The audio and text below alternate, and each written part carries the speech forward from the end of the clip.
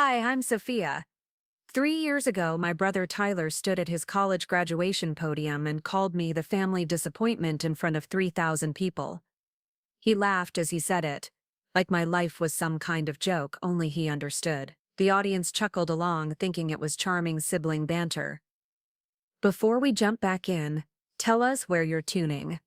And if this story touches you, make sure you're subscribed, because tomorrow I've saved something extra special for you. But I knew better. I knew he meant every word. What Tyler didn't know, what none of them knew, was that while he was collecting his participation trophies and networking his way through business school, I was quietly building something that would change everything. Sometimes the people who underestimate you the most are the ones who give you the greatest motivation to prove them wrong. And sometimes revenge comes wrapped in a handshake from the most unexpected person. The rain had been falling steadily for 2 hours when I finally pulled into the driveway of our childhood home in Beaverton. The familiar creak of the garage door opening made my stomach tighten, a Pavlovian response to returning to a place where I'd never quite belonged. I sat in my Honda Civic for a moment longer than necessary, watching the raindrops race down my windshield, each one carrying pieces of the gray Oregon sky with it. 3 years. It had been 3 years since I'd set foot in this house, and if it weren't for Mom's birthday dinner, I might have made it 4. The house looked exactly the same. Same beige siding, same manicured lawn that Dad passed over every weekend, same Rivera Construction Company truck parked in the driveway like a monument to family legacy. Everything perfect and pristine, just the way the Rivers like to present themselves to the world. I grabbed my purse from the passenger seat and made a run for the front door, dodging puddles that reflected the warm white spilling from the windows. Mom answered before I could knock, her face lighting up in that way that made me forget, just for a second, why I'd stayed away so long. Diana Rivera had always been beautiful in that effortless way that seemed to skip generations. Even at 52, she had the kind of smile that could make you believe everything would work out fine, even when you knew it would. "Sophia, honey," she said, pulling me into a hug that smelled like vanilla and the lavender soap she'd used since I was little. "I was starting to worry you'd changed your mind." Traffic was terrible. I lied, because the truth was I'd sat in a Starbucks parking lot for 45 minutes, trying to work up the courage to come inside. "Sorry I'm late." She led me through the entryway, past the gallery wall of family photos that told the Rivera story in carefully curated snapshots. Tyler's high school football trophies, Tyler's homecoming crown, Tyler's business school acceptance letter, framed like a diploma, and tucked in the corner, almost as an afterthought, my own college graduation photo, looking small and forgotten next to his achievements. The dining room buzzed with familiar voices. Uncle Ben was holding court near the fireplace, probably telling the same story about landing his first big contract that he'd been telling for 20 years. Aunt Carol was arranging flowers in Mom's good vase, the one we weren't allowed to touch as kids. And there, dominating the center of attention like he always did, was Tyler. He'd grown into his looks since college. I had to admit, the boyish face had sharpened into something more authoritative, more commanding. He wore success like a perfectly tailored suit, and tonight's navy blazer and crisp white shirt said everything about how well life had been treating him. He was gesturing animatedly as he spoke, probably describing his latest promotion at the marketing firm downtown, and everyone hung on his every word like he was delivering gospel. "Sophia," his voice boomed across the room when he spotted me, that trademark Rivera charm turned up to full wattage. "Look who finally decided to grace us with her presence." The room turned to look at me, and I felt that old familiar heat creep up my neck. Tyler had always had a gift for making me feel like I was interrupting something important just by existing. I forced a smile and gave a small wave, suddenly aware of my simple black dress and clearance rack heels compared to the obvious expense of everyone else's attire. "Traffic," I repeated, though no one had asked. "Traffic," Tyler echoed with a knowing smirk. "Well, you're here now and that's what matters. We were just talking about the graduation ceremony next month. You're coming, right? Wouldn't want you to miss your big brother finally getting his MBA." The way he said it, like he was doing me a favor by allowing me to witness his achievement, made my teeth clench. But I nodded anyway, because that's what Sophia Rivera did. I nodded and smiled and tried not to take up too much space. Dinner was the usual Rivera production. Mom had made her famous pot roast, the one that took her all day to prepare, and tasted like childhood memories wrapped in gravy. Dad carved the meat with the precision of a surgeon, the same careful attention to detail that had built his construction company from the ground up. The conversation flowed around me like water around a stone, mostly centered on Tyler's accomplishments, his upcoming graduation, his bright future. The dean mentioned that Tyler might be selected as the student speaker, Dad said, his chest puffing with pride. Can you imagine our son speaking at Northwest State's graduation ceremony? It's not official yet, Tyler said with false modesty, though the grin on his face suggested he was already rehearsing his speech. But Professor Williams did say I was at the top of their list. Of course you are, Aunt Carol chimed in. You've always been such a natural leader. Remember when you were class president in high school? That speech you gave at homecoming had everyone in tears. I poked at my mashed potatoes, trying to make myself invisible as the praise washed over Tyler like warm rain. This was how it had always been. Tyler was the golden child, the one who could do no wrong, the heir apparent to the Rivera family throne. And I was just Sophia, the afterthought, the one who'd chosen environmental engineering over business, who'd taken a job with a nonprofit instead of joining the family company, who'd never quite figured out how to be the daughter they wanted.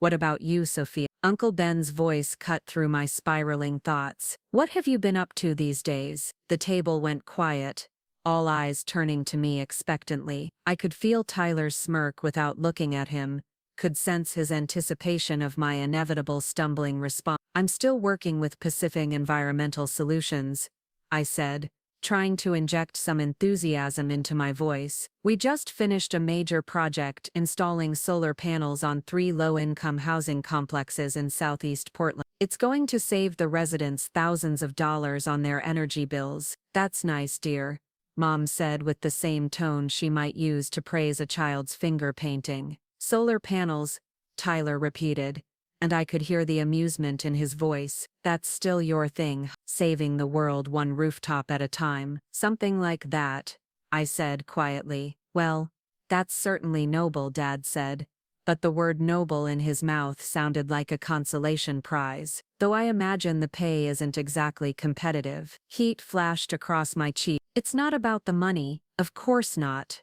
Tyler said, and now the amusement was open, unconcealed. Saint Sophia, sacrificing financial stability for the greater good. How admirable. Tyler, Mom said with a warning tone, but he was already moving on, the conversation shifting back to safer territory, back to him. I excused myself to help Mom clear the dishes, grateful for the chance to escape the dining room's suffocating atmosphere. In the kitchen, surrounded by the familiar chaos of dirty plates and leftover food, I could finally breathe again. He doesn't mean anything by it, Mom said softly as she scraped plates into the garbage disposal.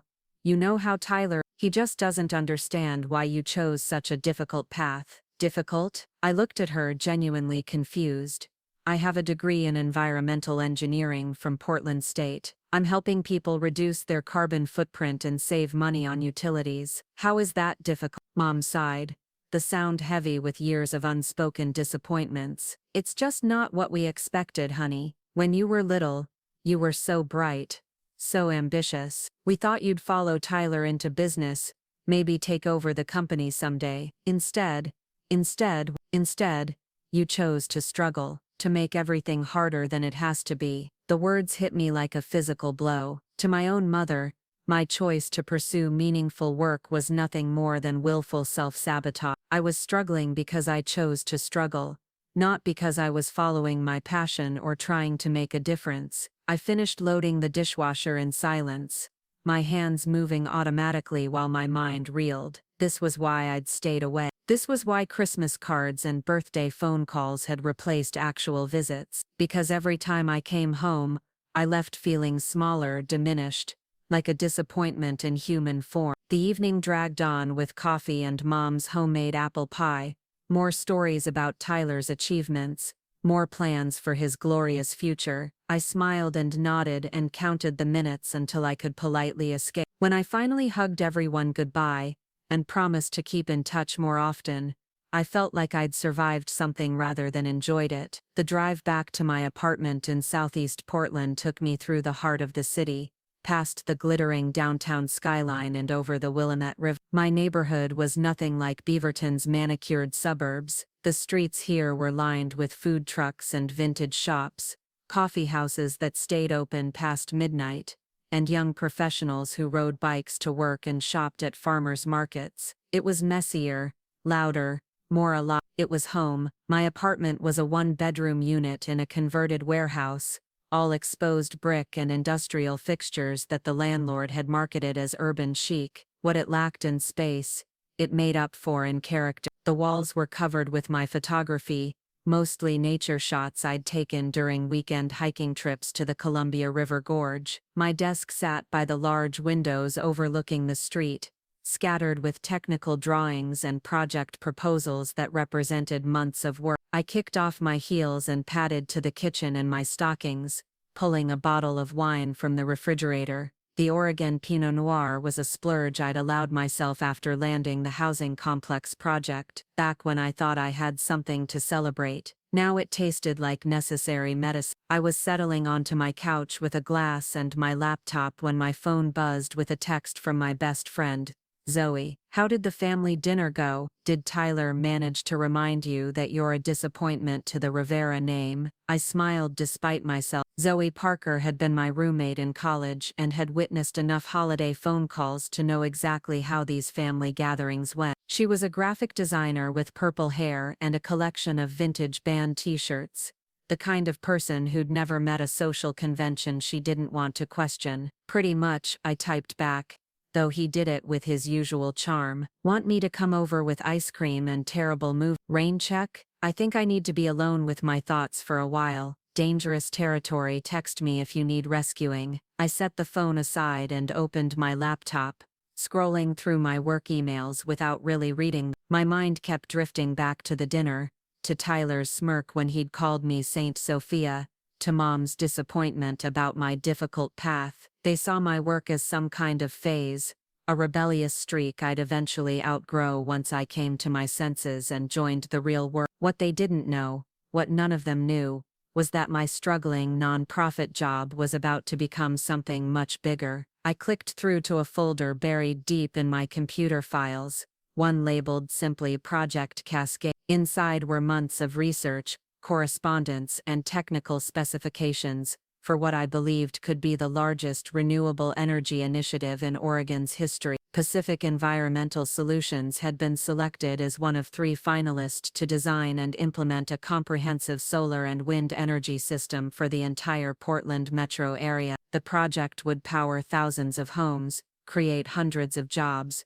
and establish Oregon as a national leader in renewable energy. More importantly, it would be worth approximately $50 million. The final presentation was scheduled for next month, just 2 weeks after Tyler's graduation. If we won the contract, which my boss Dr. Martinez seemed confident we would, I'd be promoted to senior project manager with a salary that would make Tyler's marketing job look like an internship. The irony wasn't lost on me that while my family saw me as a failure, I was potentially on the verge of landing the biggest environmental engineering contract in the state's history. I'd been working on Project Cascade for 8 months, staying late every night, weekend after weekend, pouring everything I had into the proposal. The technical specifications alone had taken me 3 months to complete, accounting for every possible variable from seasonal weather patterns to grid integration challenges. I'd consulted with experts from Portland State, reached out to environmental groups across the region, even traveled to Germany to study their renewable energy infrastructure, and I'd done it all while my family assumed I was just playing with solar panels. I scrolled through the project timeline, noting the key milestones that would unfold over the next few weeks. The State Energy Commission would announce their decision on April 15th, the same day as Tyler's graduation ceremony. It was almost poetic, really. While he was collecting his MBA and basking in family adoration, I'd potentially be learning whether my noble career choice had just landed me the opportunity of a lifetime. The wine was making me sentimental, or maybe it was the lingering sting of the evening's disappointment. I found myself clicking through old photos on my phone, searching for evidence that things hadn't always been this way. There had to have been a time when my family believed in me, when they saw potential instead of problem. I found what I was looking for in a photo from my high school graduation 6 years ago. Tyler and I stood together in our caps and gowns,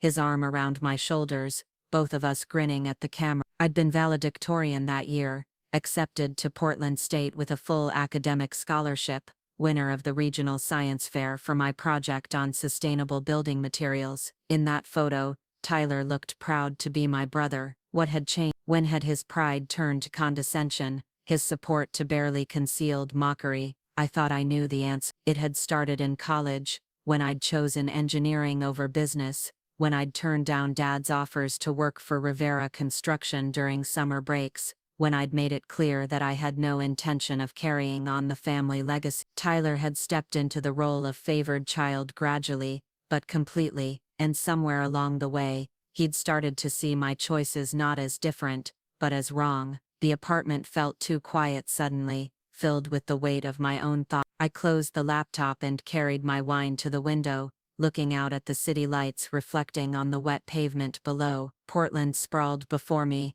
a city built on innovation and independence, where choosing your own path wasn't seen as rebellion but as courage. Out there, in conference rooms and laboratories, coffee shops and startup offices, people were working on projects that could change the world. They were developing clean technologies, building sustainable communities, creating solutions to problems that previous generations had ignored. They were people like me, people who'd chosen meaning over money, impact over image. My phone buzzed again, this time with an email from Dr. Martinez. The subject line made my heart skip: Cascade update. I opened it with trembling fingers, scanning quickly through the formal language and bureaucratic jargon. The State Energy Commission had moved up their decision timeline. Instead of April 15th, they'd be announcing the winning bid on April 8th, Tyler's graduation. I read the email 3 times, making sure I understood correctly. They wanted all 3 finalist teams to present their final proposals to the commission in 1 week. The winning team would be announced immediately following the presentations, in a public ceremony that would be broadcast live on local news stations. If we won, if Project Cascade became reality, I'd be standing in front of television cameras, discussing a $50 million renewable energy initiative on the same day my brother graduated with his MBA. The timing was so perfect it felt like fate. Preparing and narrating this story took us a lot of time, so if you are enjoying it, subscribe to our channel. It means a lot to us. Now back to the story. I set down my wine glass and opened my laptop again, this time with purpose. There was work to do, details to finalize, a presentation that could change everything. Tyler could have his graduation ceremony and his moment in the family spotlight, but if everything went according to plan, I'd have something much better. I'd have the last laugh. The next morning arrived gray and drizzling, typical for Portland in early spring. I was at my desk by 7, coffee in hand, surrounded by printouts and technical specifications that represented 8 months of exhaustive research. The Project Cascade proposal had consumed my life in the best possible way, challenging every skill I'd developed as an engineer, and pushing me to think bigger than I'd ever thought before. Dr. Elena Martinez, the founder and director of Pacific Environmental Solutions, found me there when she arrived at 8:30. She was a formidable woman in her 50s, with silver-streaked hair pulled back in a no-nonsense bun, and the kind of intense focus that had built our small nonprofit into one of the most respected environmental consulting firms in the Pacific Northwest. "Sophia," she said, settling into the chair across from my desk with her own coffee. "I see you got my email about the timeline change. I've been working on the final revisions since 5 this morning," I said, gesturing to the organized chaos spread across my workspace. "The grid integration models are complete, and I've run stress tests on the wind patterns for every possible scenario." "Good," she nodded approvingly. "What about the economic impact projections?" Finished those yesterday. We're looking at approximately 800 permanent jobs created in the first phase alone, with an estimated economic impact of $200 million over the first 5 years. Dr. Martinez smiled. The first time I'd seen her look truly relaxed in months. The commission is going to eat this up. Renewable energy, job creation, economic development. It hits every political talking point they could want. There's something else, I said, pulling up the media strategy document I'd been working on. Channel 8 News wants to do a feature story on the winning team, live broadcast, primetime slot. They're calling it Oregon's Energy Future. Perfect. Nothing like a little public recognition to cement our reputation. She paused, studying my face carefully. You know this could change everything for you, right? If we win this contract, you'll be the youngest senior project manager in the firm's history. There'll be speaking engagements, consulting opportunities, maybe even a book deal down the line. I nodded, though the magnitude of it still felt surreal. 6 months ago, I'd been installing solar panels on residential rooftops and calculating energy savings for small businesses. Now I was potentially on the verge of managing a project that could power half of Portland. There's one more thing, Dr. Martinez said, her tone shifting to something more serious. The presentation on the 8th. The commission wants all 3 teams to present in person, but they're also streaming it live on the state government website. Full transparency, they're calling. My stomach fluttered. Live streaming? Complete with real-time viewer comments and social media integration. They want the public to feel invested in the decision. She smiled wryly. Politics, you know, everything has to be a show these days. I thought about Tyler's graduation ceremony, happening just a few miles away at the same time, while he was collecting his diploma and soaking up family praise. I'd be presenting the most important work of my career to a live audience that could potentially include thousands of viewers. Are you ready for this? Dr. Martinez asked, as if reading my thoughts. I've been ready for months, I said, and for the first time in years I actually believed it. The week that followed blurred together in a haze of final preparations, practice presentations, and caffeine-fueled late night. I refined every chart, polished every projection, rehearsed every transition, until I could deliver the entire presentation in my sleep. Zoe stopped by most evenings with takeout food and moral support, listening patiently as I practiced my opening remarks for the dozenth time. You know you're going to be brilliant, right? She said on Thursday night, sprawled across my couch while I paced the living room with my presentation notes. I know the material inside and out, I said. I just can't shake the feeling that something's going to go wrong. Like what? I don't know. Technical difficulties. I'll forget everything I want to say. The commission will hate our proposal. Or, Zoe said gently, you'll knock it out of the park and finally show your family that you're not the failure they think you are. I stopped pacing.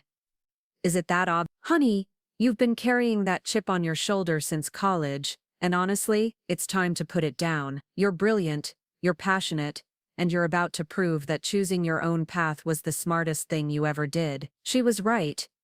And I knew it, but knowing something intellectually and feeling it emotionally were 2 very different things. The Rivera family dynamics had been ingrained in me for so long that it felt impossible to imagine a world where I wasn't the disappointment, the one who'd chosen wrong, the daughter who'd never quite measured up. Friday night, I treated myself to a long bath and an early bedtime, trying to quiet the nervous energy that had been building all week. Tomorrow would either be the most triumphant day of my career, or the most devastating. There was no middle ground. As I lay in bed listening to the rain against my windows, I thought about the little girl who used to build elaborate structures out of Legos while Tyler played video games. She dreamed of designing buildings that could power themselves, of creating cities that worked in harmony with nature instead of against it. Tomorrow, I'd find out if those dreams had been worth the years of family disappointment. My phone buzzed with a text from Mom.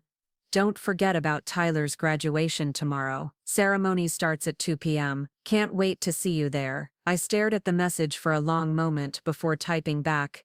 Wouldn't miss it. It wasn't exactly a lie. If everything went according to plan, I'd be there in spirit, broadcast live across the internet, while Tyler collected his diploma. The irony was so perfect it almost felt scripted. I set the phone aside and closed my eyes, trying to calm my racing mind. In 12 hours, I'd know whether 8 months of work had paid off. In 12 hours, I'd either be celebrating the biggest professional victory of my life, or trying to figure out what came next. Either way, tomorrow would be a day the Rivera family would never forget. Saturday morning dawned crisp and clear, the kind of Pacific Northwest spring day that made locals forget about the months of rain that preceded it. I stood in front of my bathroom mirror at 6 a.m., applying makeup with hands that trembled slightly despite my best efforts to stay calm. Today was the day that would define everything. The commission presentation was scheduled for 10 a.m.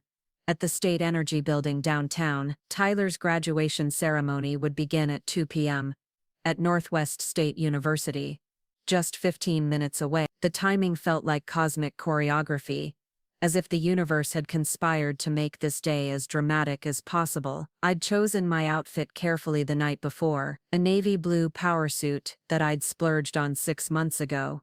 When Dr. Martinez first told me I'd be leading the Project Cascade presentation, the jacket fit perfectly, giving me the kind of professional authority that felt foreign but necessary. I paired it with my grandmother's pearl earrings, the only jewelry I owned that felt sophisticated enough for the occasion. The drive downtown took me through the heart of Portland's business district, past gleaming office towers, and busy coffee shops where other people were starting their ordinary Saturday mornings. I envied them their normalcy, their uncomplicated weekends free from the weight of life-changing presentations and family obligations. The State Energy Building was an imposing structure of glass and steel that housed Oregon's most important environmental agency. I'd been here twice before for preliminary meetings, but today it felt different, more significant.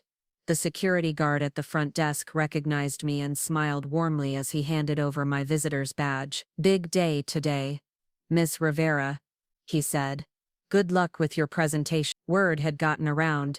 The Project Cascade competition had been covered extensively in local media, with environmental groups and business organizations weighing in on the potential impact of the winning proposal. Our team had been profiled in the Oregonian twice, and I'd done 3 radio interviews in the past month. None of that had prepared me for the reality of walking into the commission chambers and seeing the setup that awaited us. The room had been transformed into something resembling a television studio. Professional lighting equipment flanked the presentation area, and multiple cameras were positioned to capture every angle. A large screen displayed the Oregon State seal alongside the logos of all 3 competing firms: Pacific Environmental Solutions, Green Future Dynamics, and Renewable Northwest Technologies. 3 teams, 3 visions for Oregon's energy future, and only one winner. Dr. Martinez was already there, conferring with our technical team near the presentation setup. She looked calm and confident in her charcoal gray suit, every inch the successful businesswoman who'd built her company from nothing. When she spotted me, she walked over with a smile that didn't quite hide her own nervous energy. "Ready for this?" she asked, adjusting the small microphone clip to my lapel. "As ready as I'll ever be," I said, testing the wireless presentation remote in my hand. "Remember, you know this material better than anyone in that room. Trust your expertise, trust your passion, and trust the work we've done. This proposal is extraordinary, Sophia. Don't let anyone convince you otherwise." The commission members began filing in at 9:30, a mix of appointed officials, elected representatives, and technical experts who would ultimately decide Oregon's renewable energy future. I recognized most of them from my research preparation. Commissioner Patricia Holbrook, the committee chair, had been a strong advocate for renewable energy throughout her career. Dr. James Wilson from Portland State's Engineering Department had published extensively on grid integration challenges. Maria Santos, representing the governor's office, had been pushing for aggressive climate action since taking her position last year. The media presence was larger than I'd expected. Local news crews occupied the back of the room, and I spotted reporters from the major Portland newspapers scattered throughout the audience. This wasn't just a bureaucratic presentation anymore.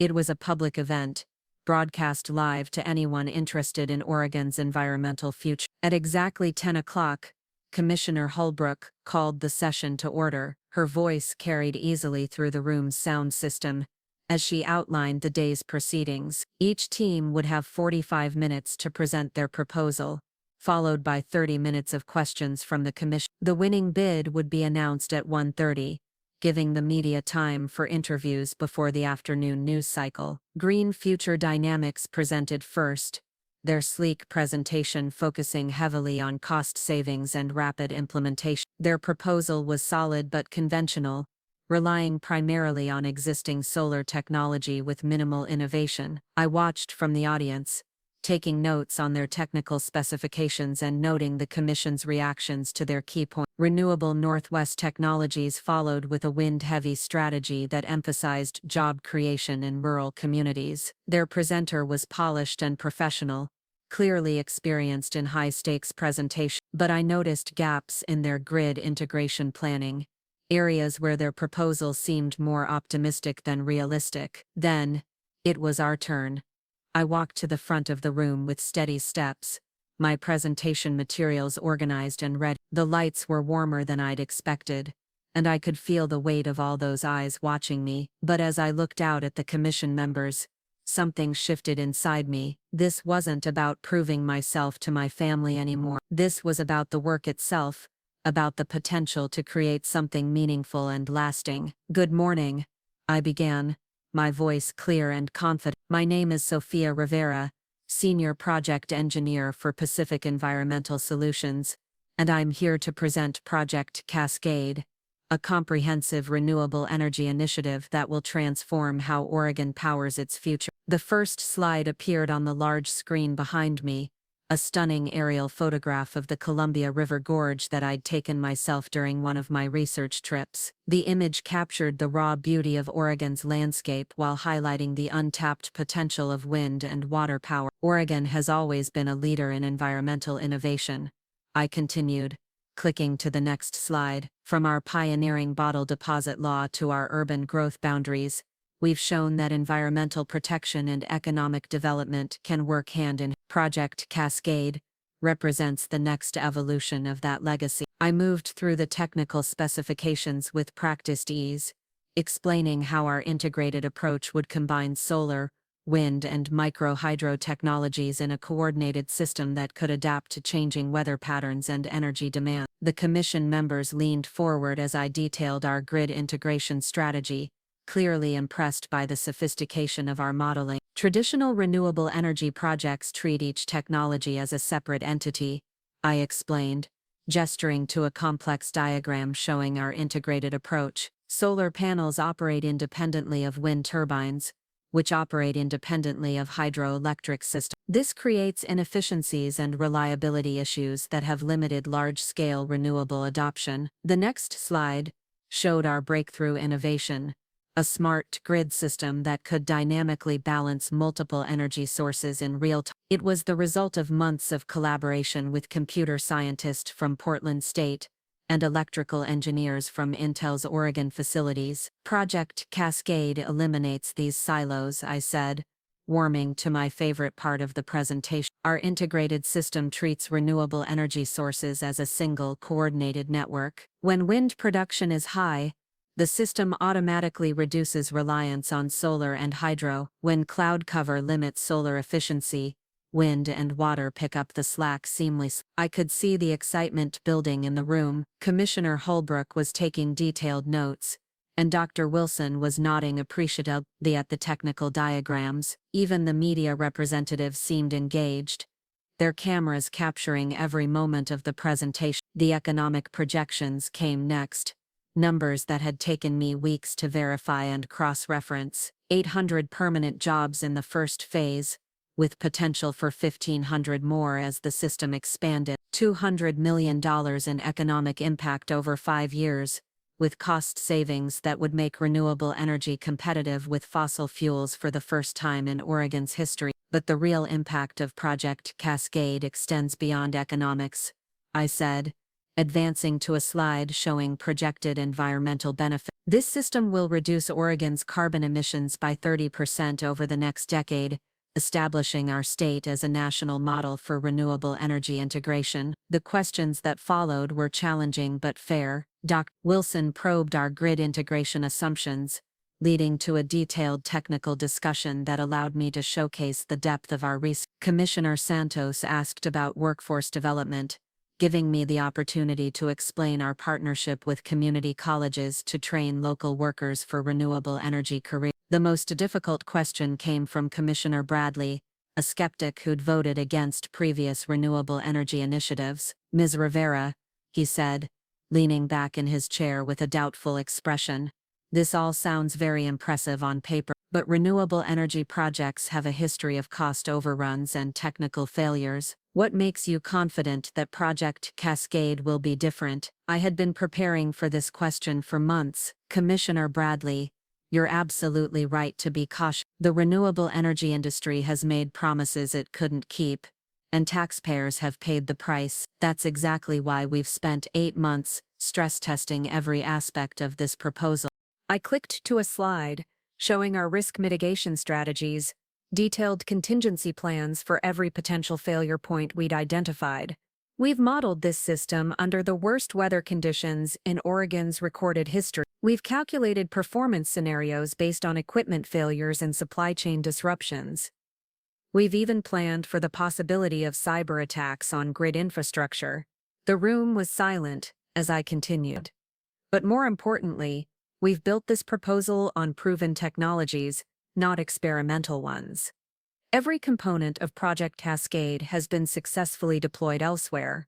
Our innovation isn't in inventing new technology, it's in combining existing technologies more intelligently than anyone has done before. Commissioner Bradley's expression softened slightly, and if something does go wrong, then we have comprehensive insurance coverage, performance guarantees from all our major suppliers, and contingency funding that covers any cost overruns, up to 20% of the project budget. I paused, meeting his eyes directly. Commissioner, I've staked my career on this proposal. Pacific Environmental Solutions has invested everything we have in developing it. We wouldn't be here if we weren't absolutely confident in our ability to deliver. The applause that followed was polite but genuine. I could feel the positive energy in the room as I gathered my materials and returned to my seat. Dr. Martinez squeezed my shoulder as I sat down, her smile saying everything I needed to know about how well the presentation had gone. The commission retired to deliberate at noon, leaving the 3 competing teams to wait in separate conference rooms, while the media speculated about the likely outcome. Our room was tense but optimistic. Martinez paced near the windows, while our technical team reviewed their notes from the other presentations. "You were extraordinary up there," she said during a quiet moment when we found ourselves alone near the coffee station. "I've been in this business for 20 years, and I've never seen a more compelling presentation of technical material." "It felt good," I admitted. "For the first time in months, I felt like I was exactly where I was supposed to be. And regardless of what happens today, this presentation is going to open doors for you that you never imagined possible." At 1:15, we were called back to the main chamber. The commission members had returned to their seats, their expressions carefully neutral as Commissioner Holbrook prepared to announce their decision. The media representatives raised their cameras, and I could see the red recording lights indicating that we were now broadcasting live. My phone buzzed with a text message, and I glanced down to see Tyler's name on the screen. "Where are you? Graduation starts in 45 minutes and Mom is freaking out." I silenced the phone without responding. Whatever happened in the next few minutes, Tyler's graduation would have to wait. Commissioner Holbrook stood and approached the podium, a sealed envelope in her hand. The room fell completely silent except for the quiet hum of the air conditioning and the distant sound of traffic outside. "The commission has carefully reviewed all 3 proposals," she began, her voice steady and official. "Each team presented innovative approaches to Oregon's renewable energy challenges, and we're grateful for the time and expertise that went into these presentations." She paused, opening the envelope with deliberate slowness. My heart was beating so loudly I was sure the microphones would pick it up.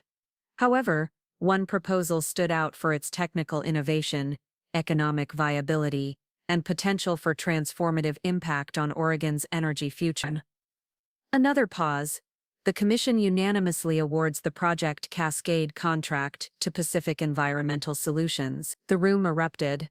Dr. Martinez grabbed my hand and squeezed it so hard I thought she might break my finger. Our technical team was cheering and embracing each other while cameras flashed around us. The media representatives were already typing furiously on their phones, racing to break the news to their outlets. But I felt strangely calm, as if I was watching the celebration from outside myself. 8 months of work, the biggest contract in our company's history, and potentially the defining moment of my career. It should have felt more dramatic, more overwhelming. Instead, it felt like a natural conclusion to something that had been inevitable all along. Commissioner Holbrook was saying something about next steps and contract signing, but her words were lost in the noise of congratulations and camera clicks. A reporter from Channel 8 News was making her way toward me through the crowd, followed by a cameraman with a large professional camera. "Ms. Rivera," she called out.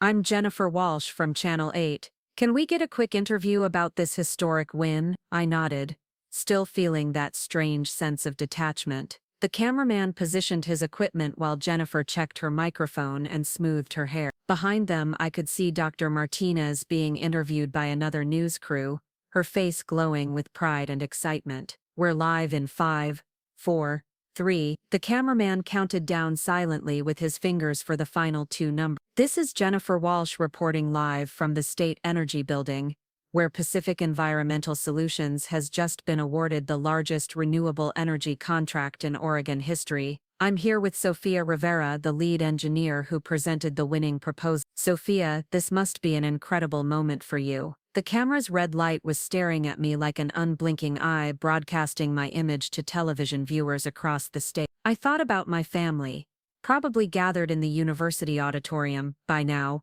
waiting for Tyler's ceremony to begin. Were any of them watching? Did they even know what had just happened? "It's been a long journey to get here," I said, finding my professional voice despite the chaos around me. "This project represents not just a win for our company, but a commitment to Oregon's environmental future that will benefit communities across the state." "Tell us about the personal significance of this moment," Jennifer pressed. "You're quite young to be leading such a major initiative. What does this mean for your career?" I paused, considering the question. What did it mean? Financial security, professional recognition, validation of every choice I'd made since college. But more than that, it meant freedom. Freedom from other people's expectations. Freedom from the need to prove myself.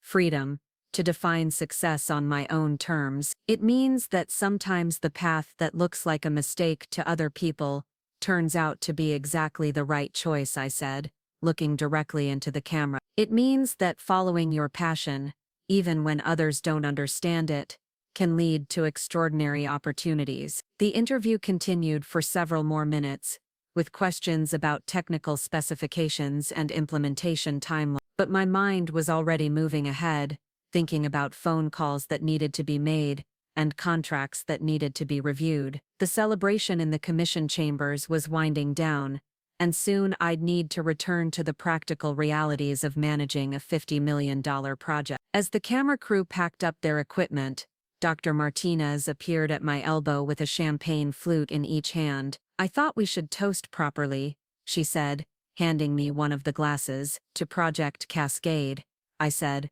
raising my glass. "To the future," she replied, "and to proving that sometimes the best revenge is massive success." We clinked glasses and drank, the champagne bubbling pleasantly on my tongue. Around us, the commission chambers were slowly emptying as people returned to their Saturday afternoon plans. In a few hours, this room would be dark and quiet again, giving no indication of the history that had been made here today. My phone buzzed again with another text from Tyler. "Seriously, where are you? They're about to start." I looked at the time. 1:40. Tyler's graduation ceremony would be beginning in 15 minutes, and I was still downtown with no realistic way to make it to the university on time. But for the first time in my life, missing a family event didn't feel like a failure. It felt like a choice. I turned to Dr. Martinez, who was deep in conversation with one of the commission members about contract logistics. "I need to make a quick phone call,"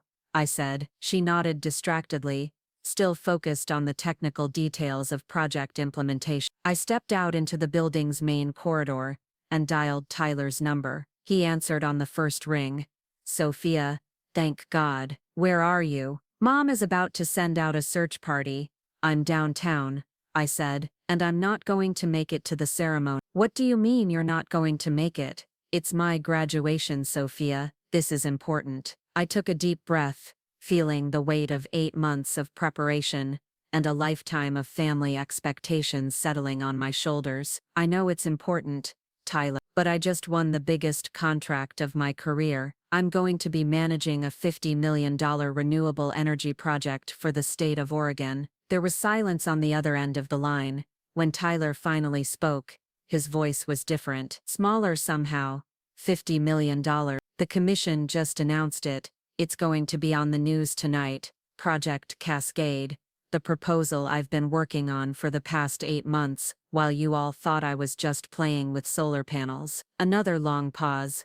Sophia, I had no idea. I know you didn't. None of you did.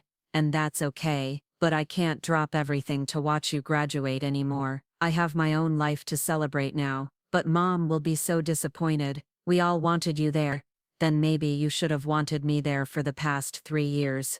Not just when it was convenient for you. The words came out harsher than I'd intended, but I didn't regret them. Tell Mom I'm sorry I missed it. Tell her I'll call her tomorrow and explain everything. I hung up before Tyler could respond, feeling a strange mix of guilt and liberation. For 26 years I'd been showing up for their important moments while they dismissed mine. Today, finally, I'd chosen myself. The champagne and adrenaline were making me lightheaded, or maybe it was the magnitude of what had just happened. In the span of 2 hours, my entire life had changed. I was no longer Sophia Rivera, the family disappointment who worked for a struggling nonprofit. I was Sophia Rivera, Senior Project Manager for the largest renewable energy initiative in Oregon history. I walked back into the commission chambers to find Dr. Martinez, signing paperwork with Commissioner Holbrook. The formal contract wouldn't be finalized for several weeks, but this was the beginning of the process that would officially launch Project Cascade.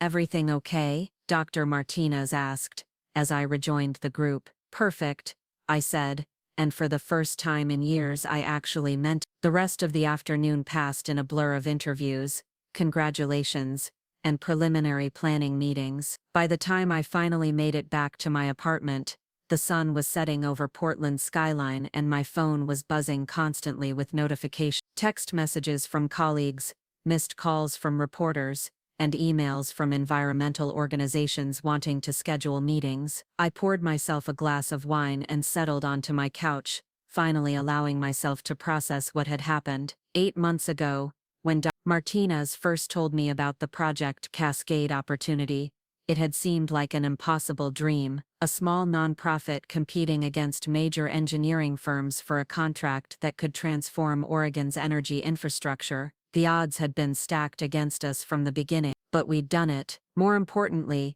I'd done it. The presentation, the technical specifications, the economic projections, the risk analysis, all of it had been my work. Dr. Martinez had provided guidance and support, but the substance of Project Cascade had come from my expertise, my research, my vision for Oregon's renewable energy future. My phone rang, interrupting my reflections. Mom's name appeared on the screen, and I hesitated before answering. She was probably calling to guilt-trip me about missing Tyler's graduation, to remind me once again that family should come first. Hi, Mom, I said, bracing myself for the inevitable lecture. Sophia, honey, Tyler just told us about your news. Is it true? Did you really win some big government contract? Her voice was different than I'd expected, not disappointed or angry, but genuinely curious, maybe even a little impressed. It's true, I said.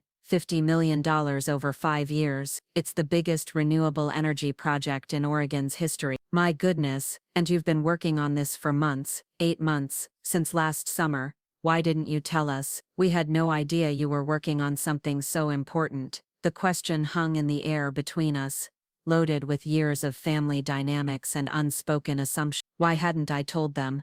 Because they'd made it clear that my work wasn't worth their attention. Because every time I'd tried to explain my projects, they'd changed the subject, or dismissed them as impractical. because I'd learned to protect my dreams from their indifference. I guess I wanted to make sure it was real before I said anything, I said finally.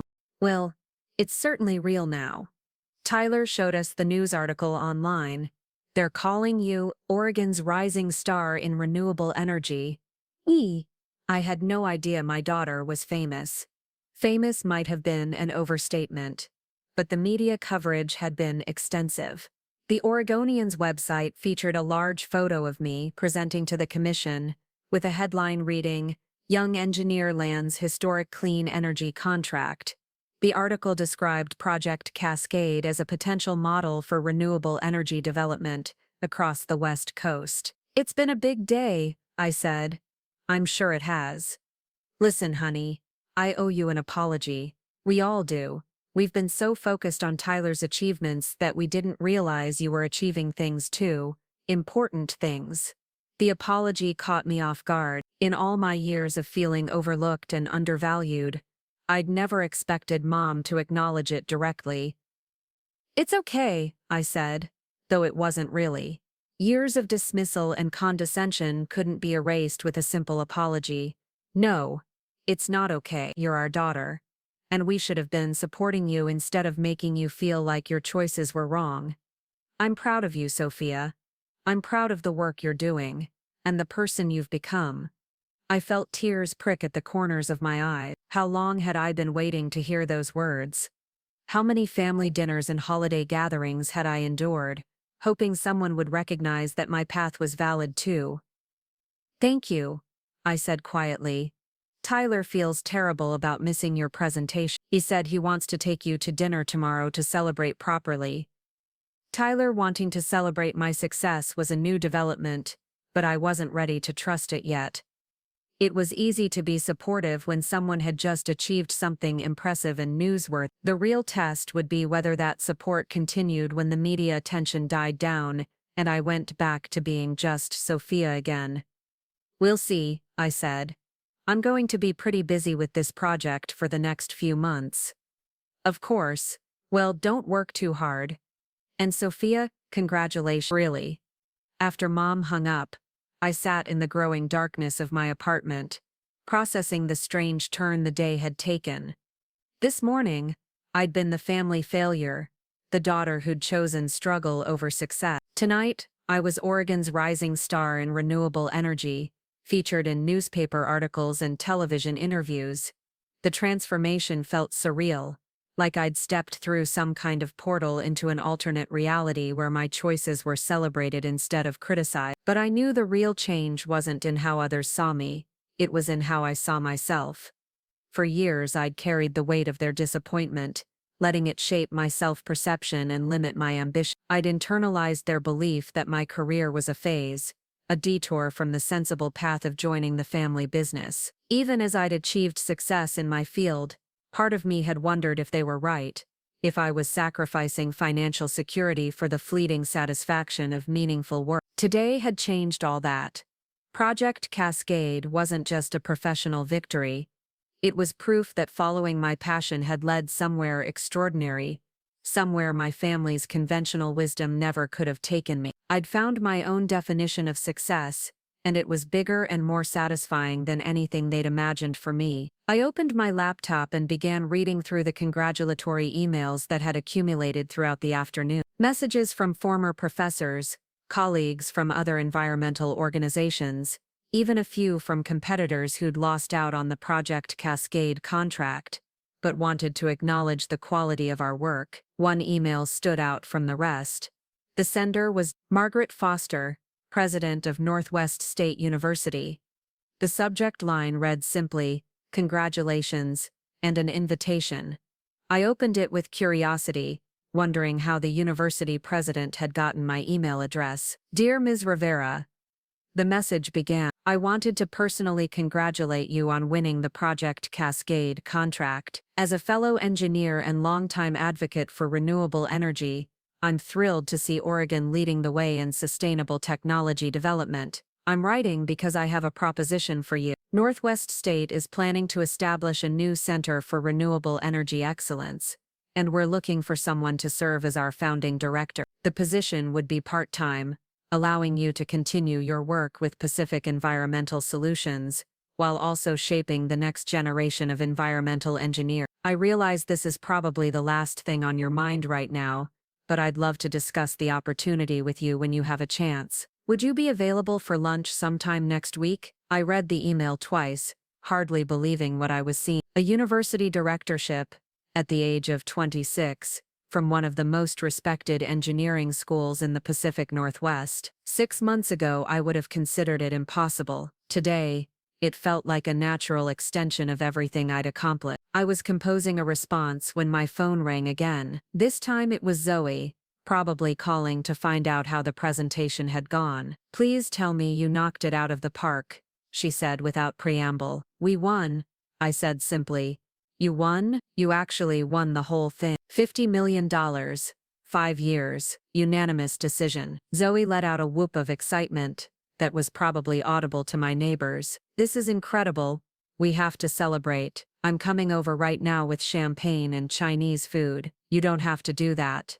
Are you kidding? My best friend just became the most important environmental engineer in Oregon. Of course I'm coming over. We're going to party until dawn." After Zoe hung up, I returned to Dr. Foster's email, crafting a response that struck the right balance of enthusiasm and professionalism. The opportunity was intriguing, but I wanted to learn more about the university's vision for the center before committing to anything. As I typed, I found myself thinking about Tyler's graduation ceremony, which was probably ending about now. The graduates would be throwing their caps in the air, posing for photos with proud families, celebrating the achievement of completing their MBA programs. It was a significant milestone, worthy of recognition and celebration. But it was also just one milestone among many, one graduation ceremony in a sea of graduation ceremonies that happened every semester at universities across the country. Tyler's achievement was real and meaningful, but it wasn't unique. Hundreds of other students had earned the same degree,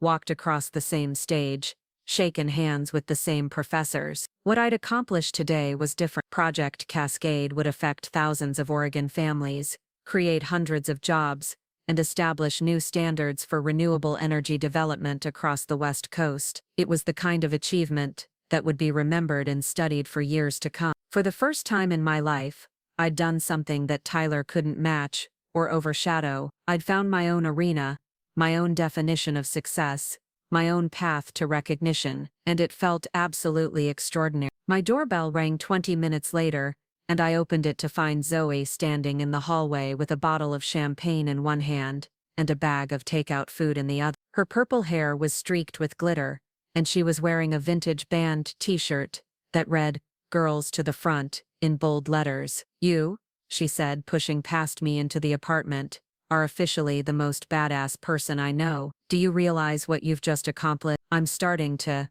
I said, accepting the champagne bottle and following her to the kitchen.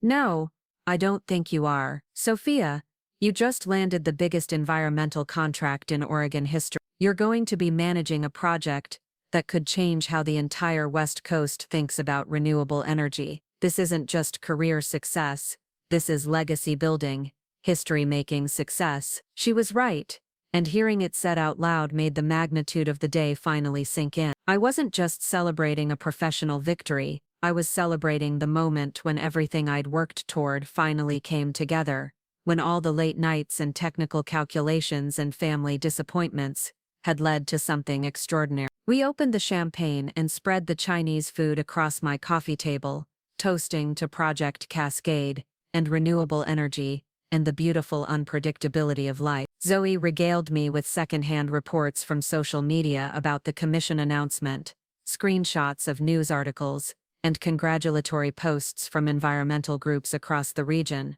"Your phone's been buzzing constantly," she pointed out as another notification lit up the screen. I glanced at it and saw Tyler's name again. This time, instead of a text, he'd sent a link to the Oregonian article about Project Cascade. Below the link he'd written, "Holy shit, Sophia, I'm sorry." I showed the message to Zoe, who read it with raised eyebrows.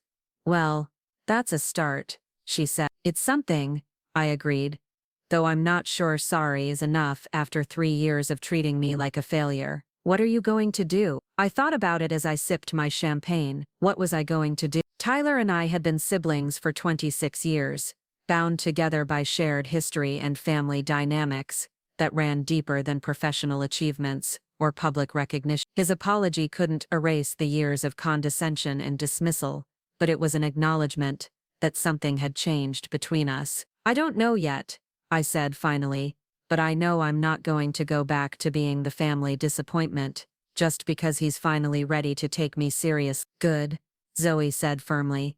You've outgrown that role. You've outgrown all of them. She was right.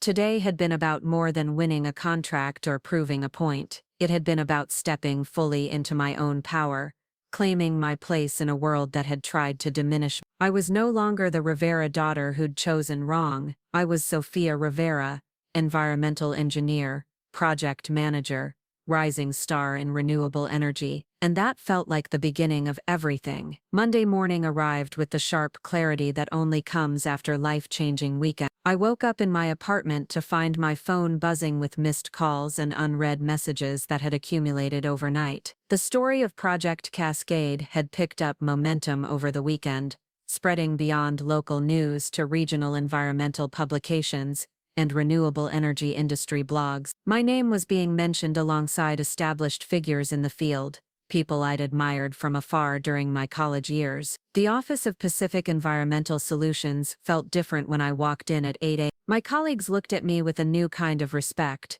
the kind reserved for people who'd just pulled off something extraordinary. Dr. Martinez was waiting in the conference room with a stack of contracts and legal documents that would formalize our partnership with the State Energy Commission. Sleep well? She asked with a knowing smile, as I settled into my chair with a cup of coffee. Eventually, I said. My brain wouldn't shut off. I kept thinking about implementation timelines and crew scheduling, and whether we have enough qualified technicians to handle Phase 1. Those are good problems to have, but before we dive into logistics, there's something we need to discuss. She slid a formal-looking document across the table. The Commission wants to fast-track the first phase of installation.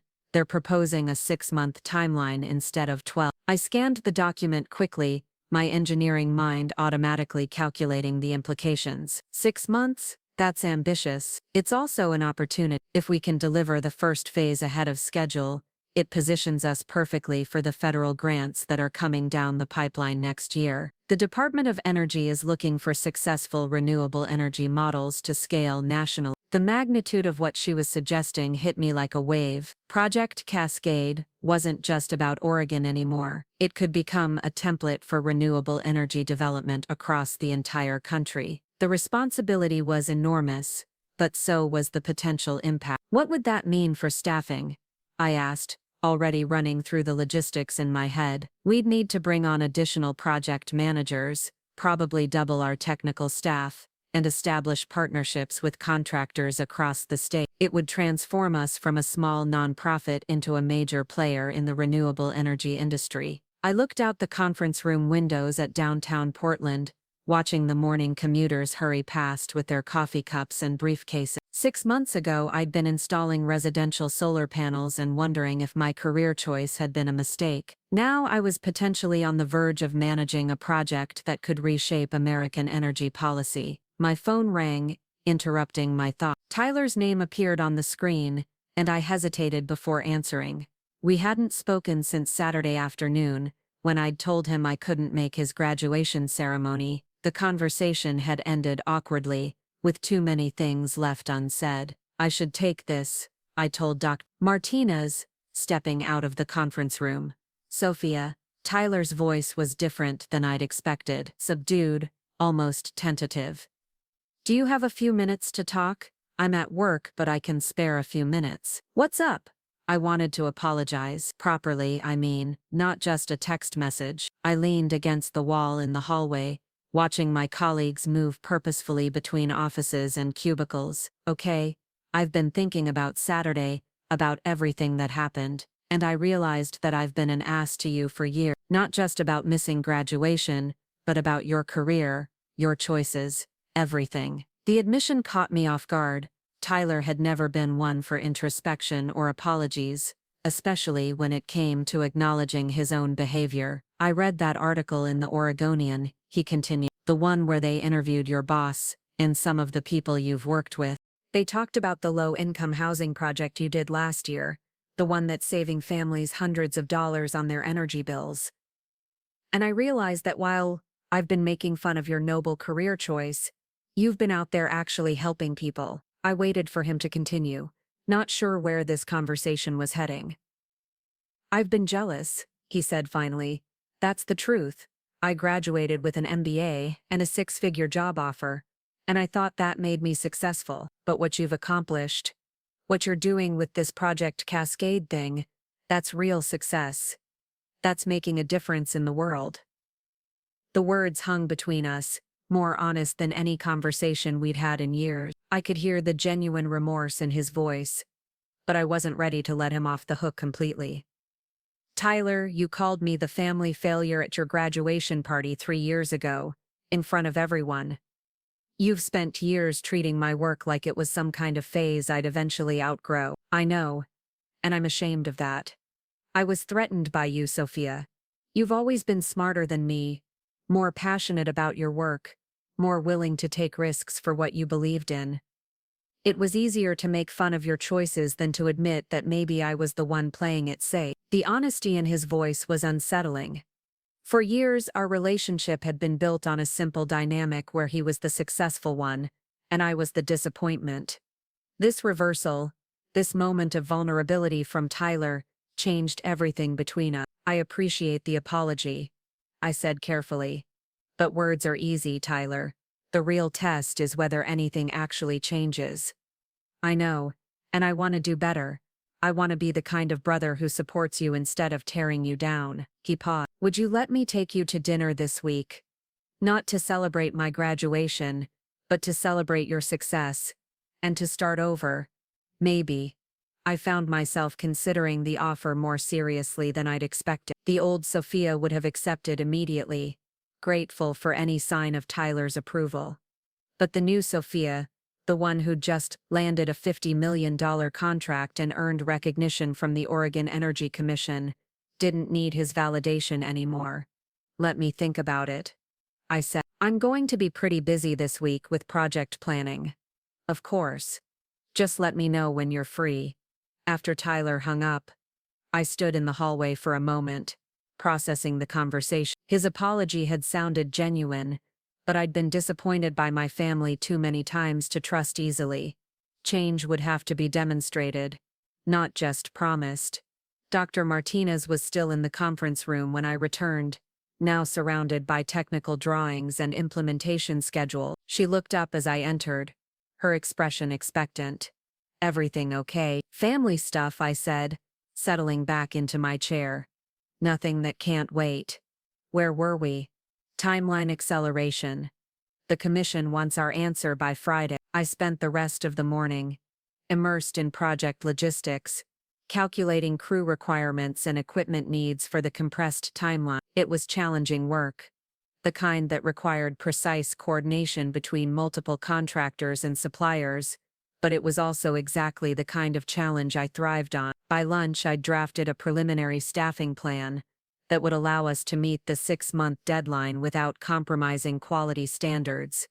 It would require bringing on 5 additional project managers and establishing partnerships with 3 major contractors.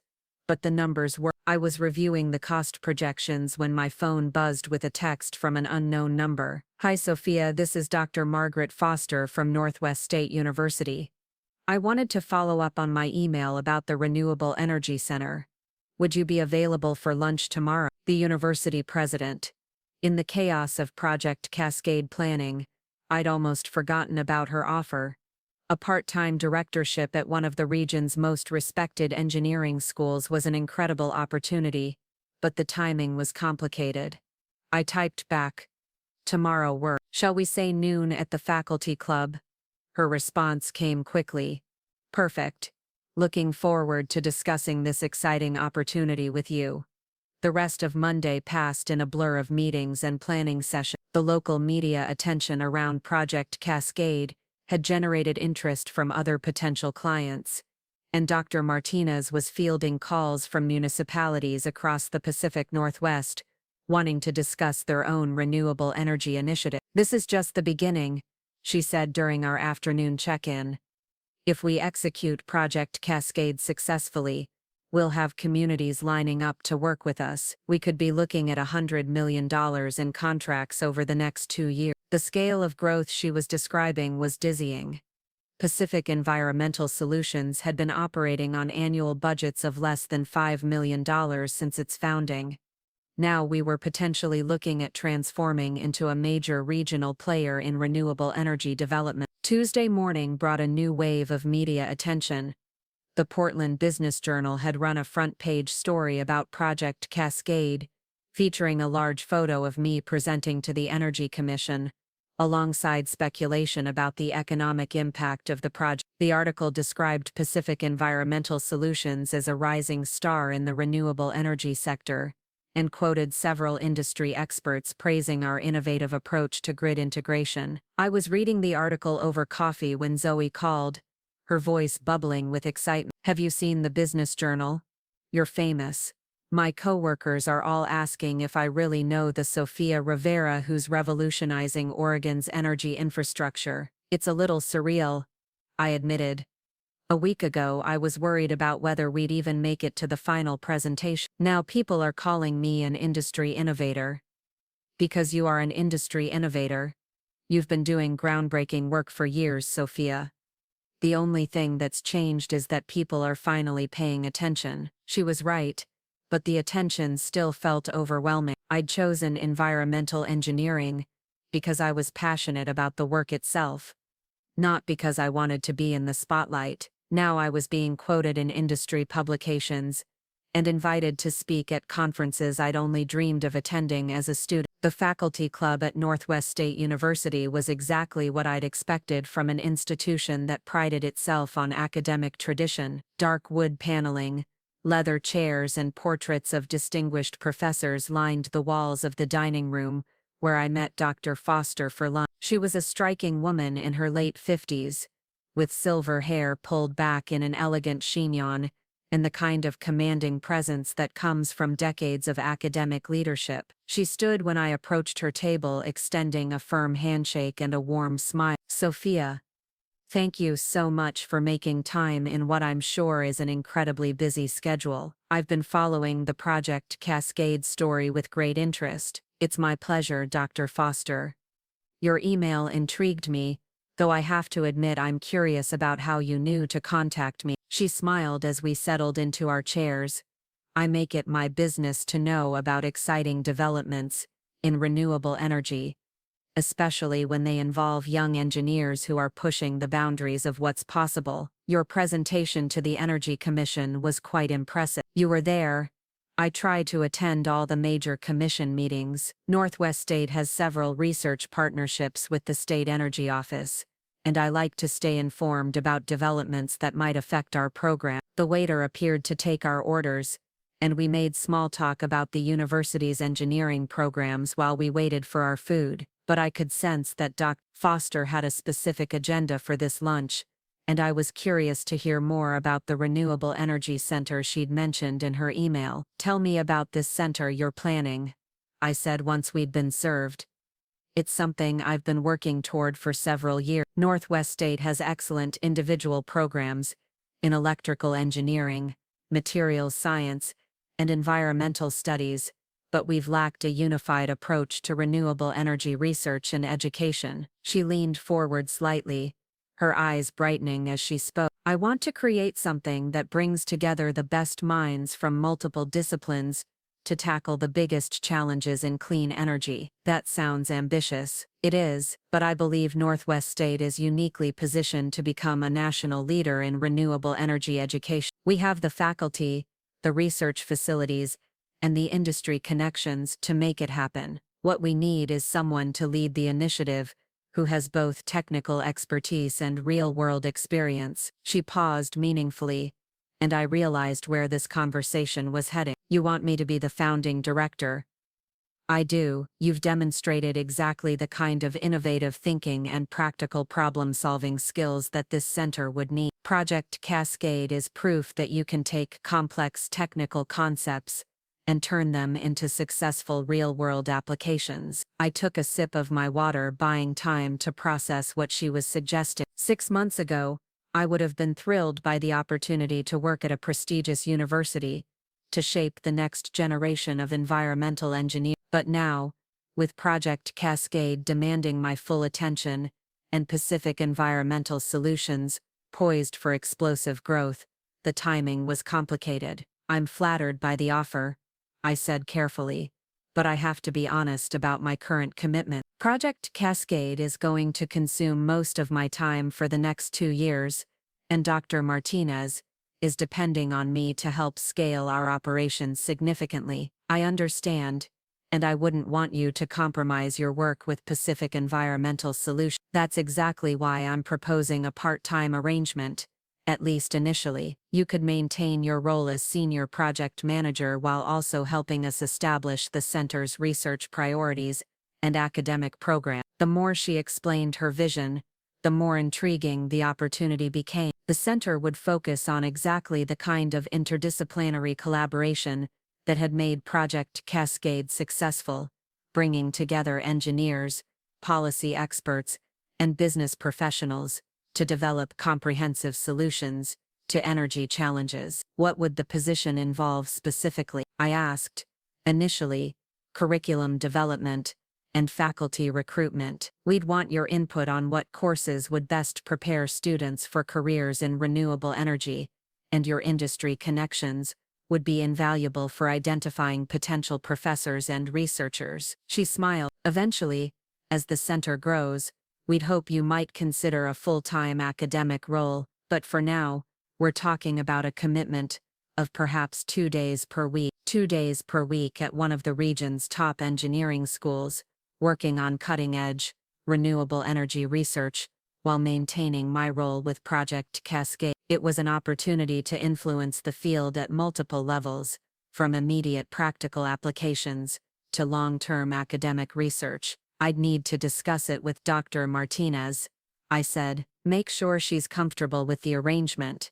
Of course, and there's no rush on a decision. The center won't officially launch until fall semester, so we have several months to work out the details. We spent the rest of lunch discussing the specifics of what the center might look like, from research partnerships with local utilities to internship programs that would give students hands-on experience with renewable energy projects. Foster's enthusiasm was infectious, and I found myself getting excited about the possibility of shaping the future of environmental engineering education. As we prepared to leave, she handed me a folder containing detailed information about the center proposal, including preliminary budgets and staffing plans. Take your time reviewing this, she said, but I hope you'll seriously consider joining us. Northwest State could use someone with your vision and expertise. The drive back to Pacific Environmental Solutions gave me time to think about Dr. Foster's offer. A university directorship would open doors I'd never imagined, establishing me as a thought leader in renewable energy and giving me a platform to influence policy and industry standards. But it would also mean dividing my attention between 2 demanding roles, potentially compromising my ability to execute Project Cascade successfully. The next 2 years would be crucial for establishing Pacific Environmental Solutions as a major player in the renewable energy market, and Dr. Martinez was counting on me to help lead that transformation. I was still weighing the decision when I arrived back at the office to find an unexpected visitor waiting in the reception area. Tyler was sitting on the couch, looking uncomfortable in his business suit and he stood when he saw me, his expression uncertain. "I hope you don't mind me stopping by," he said. "I was downtown for a client meeting and thought maybe we could grab coffee." I checked my watch. It was 3:30, and I had a conference call with potential contractors at 4. But something in Tyler's demeanor suggested this wasn't a casual visit. "I can spare a few minutes," I said.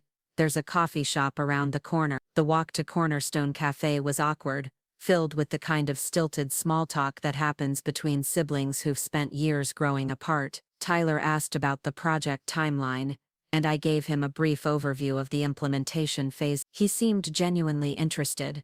asking follow-up questions about technical challenges and environmental benefits. "I have to admit," he said as we settled into a corner table with our drinks, "I don't really understand how all the technical stuff works, grid integration, smart meters, all of that, but I can see that it's important. It's not that complicated once you break it down," I said. "The basic principle is that instead of relying on a single source of power like a coal plant or natural gas facility, you coordinate multiple renewable sources to provide consistent energy, even when individual sources are variable, like having backup plans for your backup plans."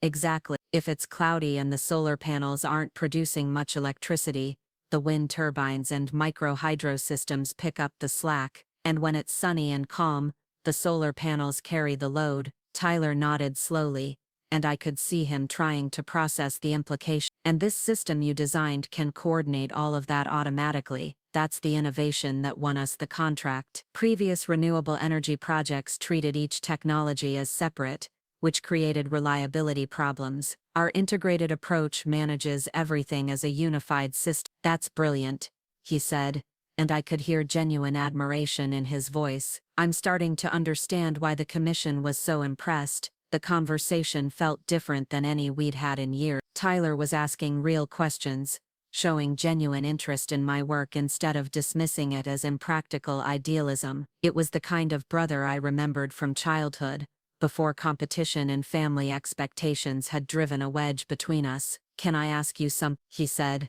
stirring his coffee absently. "When did you decide to pursue environmental engineering? I mean really decide, not just declare it as your major."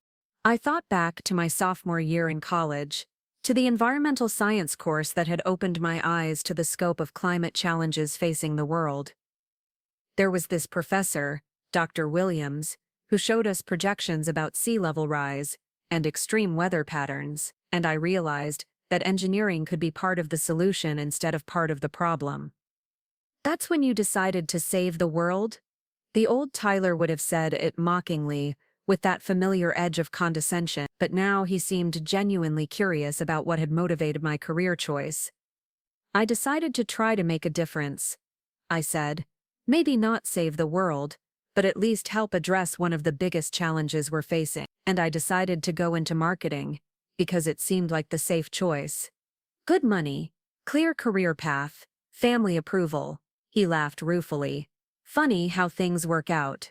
You're successful, Tyler. You shouldn't discount that. I make decent money, helping companies sell products people probably don't need. You're designing systems that will power thousands of homes with clean energy. Which one of us is really successful?" The question hung between us, highlighting the fundamental difference in how we'd chosen to define success.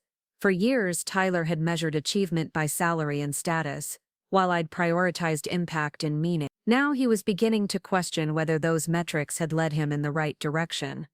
My phone buzzed with a reminder about the 4 o'clock conference call, and I realized I needed to get back to the office. "I should go," I said, gathering my things. "But Tyler, thank you for stopping by. And for the apology yesterday. It means more than you probably realize. Does this mean you'll consider having dinner with me this week?" I looked at my brother, really looked at him, and saw something I hadn't noticed before. Under the confidence and polish, he seemed uncertain, almost lost. The graduation ceremony that should have been his moment of triumph had been overshadowed by my professional breakthrough, forcing him to confront uncomfortable questions about his own choices. "Yes," I said, "but you're buying, and I get to pick the restaurant." Tyler's face lit up with the first genuine smile I'd seen from him in years. "Deal." The conference call with potential contractors went well, with 3 major firms expressing strong interest in partnering with Pacific Environmental Solutions for Project Cascade implementation. The accelerated timeline would be challenging, but the preliminary discussions suggested it was achievable with the right team in place. Martinez joined me for the final call of the day, with a solar panel manufacturer in California, who specialized in the high-efficiency units specified in our proposal. The conversation was technical and detailed, covering everything from delivery schedules to warranty provisions, but I could see the excitement in Dr. Martinez's eyes as we worked through the logistics. "This is really happening," she said after we'd hung up. 6 months ago, we were a small nonprofit with big dreams. Now we're coordinating with some of the biggest names in renewable energy to deliver a project that could change everything. It's been quite a journey, I agreed. And we're just getting started. Speaking of journeys, how did your lunch with Dr. Foster go? I filled her in on the university president's offer, watching her reaction carefully. The Renewable Energy Center represented an incredible opportunity, but I didn't want to compromise my commitment to Pacific environmental solutions at such a crucial time. It sounds like exactly the kind of platform that could amplify the impact of our work, Dr. Martinez said thoughtfully. Academic partnerships have always been part of our long-term strategy, and having you involved in curriculum development would give us access to the best emerging talent in the field. You're not concerned about divided attention. I'm concerned about you burning out from overwork. But if the arrangement is genuinely part-time and doesn't interfere with your Project Cascade responsibilities, it could be beneficial for everyone involved. Her support was reassuring, but I knew the decision ultimately came down to whether I could handle both roles effectively. The next few months would be the most demanding of my career, requiring constant attention to technical details and project coordination. Adding academic responsibilities to that workload could be a recipe for disaster. On the other hand, the university position represented a chance to influence the field at a fundamental level, shaping how future engineers approached renewable energy challenges. It was an opportunity to ensure that the innovations we were implementing with Project Cascade would be understood and expanded by the next generation of environmental professionals. I was still wrestling with the decision when I finally left the office at 7 p.m., my briefcase full of technical specifications and implementation schedules that I'd review at home. The Portland evening was warm and clear, with golden light filtering through the downtown buildings as office workers headed home or out for dinner. My phone rang as I was walking to my car, and I saw Mom's name on the screen. We'd spoken briefly on Sunday about Project Cascade, but I sensed she was still processing the magnitude of what I'd accomplished. "Hi, Mom. Sophia. Honey, I hope I'm not interrupting anything important. Just heading home from work. What's up? Your father and I have been talking, and we wanted to invite you over for dinner this weekend, a proper celebration of your success." The invitation was unexpected but welcome. Despite years of feeling overlooked and undervalued, I still loved my parents and wanted their recognition of my achievements. "That sounds nice," I said. "Saturday evening? Perfect. And Sophia, we're proud of you. Really proud. I know we haven't always understood your choices, but what you've accomplished is extraordinary. Thank you, Mom. That means a lot." Tyler told us about his conversation with you yesterday. He feels terrible about how he's treated you over the years. He apologized. We're going to have dinner later this week and talk things through. Good.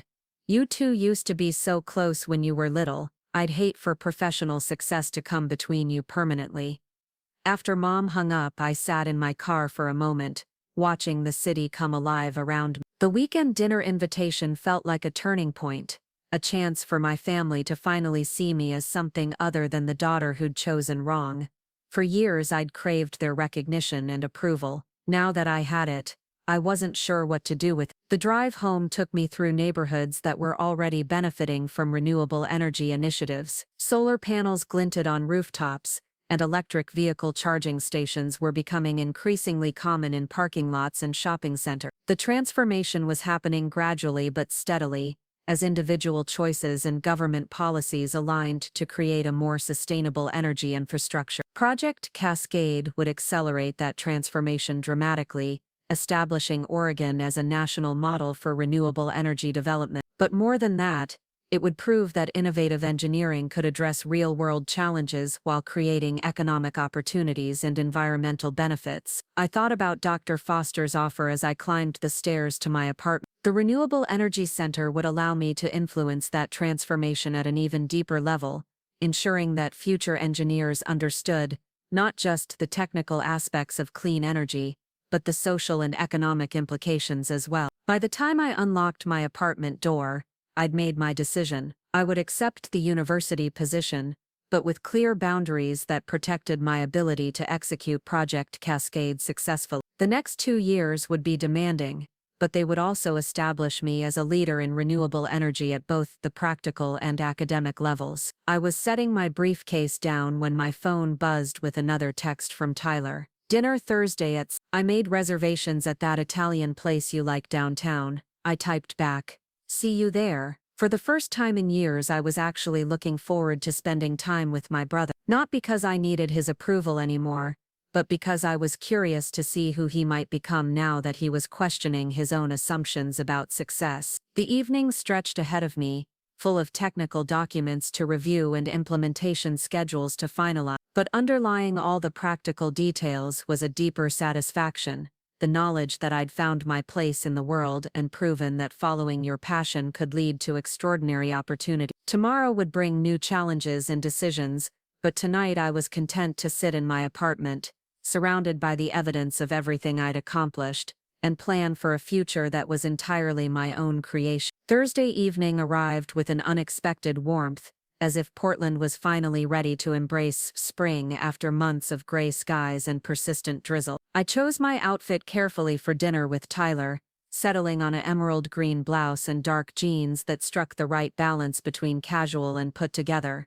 The restaurant he'd chosen, Bella Vita, was a small Italian place in the Pearl District that we'd discovered together during college. The fact that he'd remembered it was our favorite spot suggested this dinner meant more to him than just sibling obligation. I arrived 15 minutes early and found Tyler already seated at a corner table, nervously adjusting his napkin and checking his phone. He looked up when he saw me approaching, and his face broke into a smile that reminded me of the brother I'd grown up with, before family dynamics and career competition had complicated everything between us. You look great, he said, standing to hug me properly. Thank you for agreeing to do this.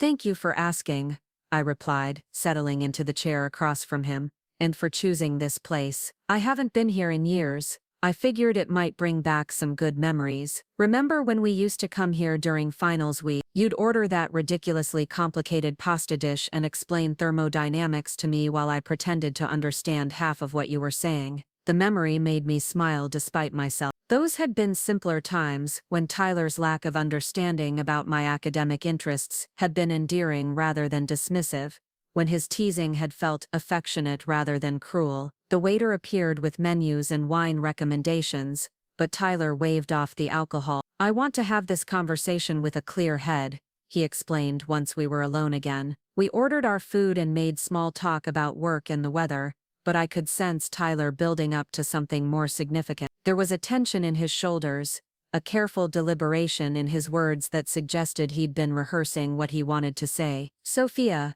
he began once our appetizers arrived. I need to tell you something that I should have said years ago. I've been intimidated by you since we were kids. The admission caught me completely off guard. Intimidated? By me? You've always been the smart one, the one with genuine passion for what you do. Even in high school, when other kids were just trying to get good grades, you were actually excited about learning. You understood concepts that went completely over my head, and you made it look effortless. I stared at him, trying to reconcile this version of our shared history with my own memories of feeling like the family disappointment. Tyler, you were student body president. You were captain of the football team. Everyone loved you. Everyone loved the version of me I presented to them. But that was all performance. All surface-level charm. You never had to perform, Sophia. You were genuinely brilliant, genuinely passionate about making the world better. And I resented the hell out of you for it.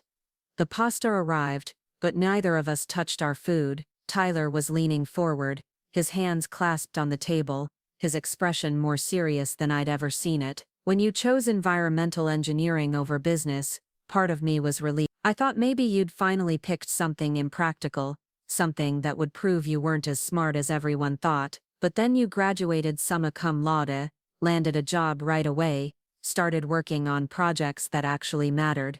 You called me the family failure, I said quietly. At your graduation party, Tyler winced as if I'd slapped him. I know, and I'm ashamed of that moment every time I think about it. I was drunk and feeling insecure about my own achievements, and I took it out on you in the cruelest way possible. Why are you telling me this now? Because Saturday changed everything for me. When I saw you on the news, when I read about Project Cascade, and realized what you'd actually accomplished, I had to face some uncomfortable truths about myself. He paused, picking at his food absently. I've been coasting, Sophia, taking the easy path, doing what was expected instead of what was meaningful, and you've been out there changing the world while I mocked you for it. The vulnerability in his voice was unsettling. For so many years, Tyler had been the confident one, the golden child who seemed to have everything figured out. Seeing him question his choices so fundamentally made me realize how much we'd both been trapped by family expectations and sibling rivalry. I don't think your career is worthless, I said carefully. Marketing is important, and you're good at it. I'm competent at it, but I'm not passionate about it the way you are about environmental engineering. I go to work every day and help companies sell products, and at the end of the day I can't point to anything meaningful that I've contributed to the world. So change it. You're 28 years old, Tyler. If you're not happy with your career, do something different. He laughed, but there was no humor in it. Easier said than done. I have student loans, a mortgage, a lifestyle that requires a certain income level, and honestly I don't know what I'd change to. I've never had a calling the way you have. I thought about the years I'd spent feeling like the family disappointment, wondering if I'd made the right choice in pursuing environmental engineering. It had never occurred to me that Tyler might be struggling with his own doubts about the path he'd chosen. Maybe start smaller, I suggest. Volunteer for environmental organizations, get involved with renewable energy advocacy, see if any of it resonates with you. Would you be okay with that? Me trying to get involved in your field? The question revealed how much our relationship had been defined by competition and territorial boundaries. Tyler was actually asking permission to explore interests that might overlap with mine, afraid that I'd see it as an invasion of my territory. Tyler, there's room for both of us in environmental work. In fact, we need people with marketing and business skills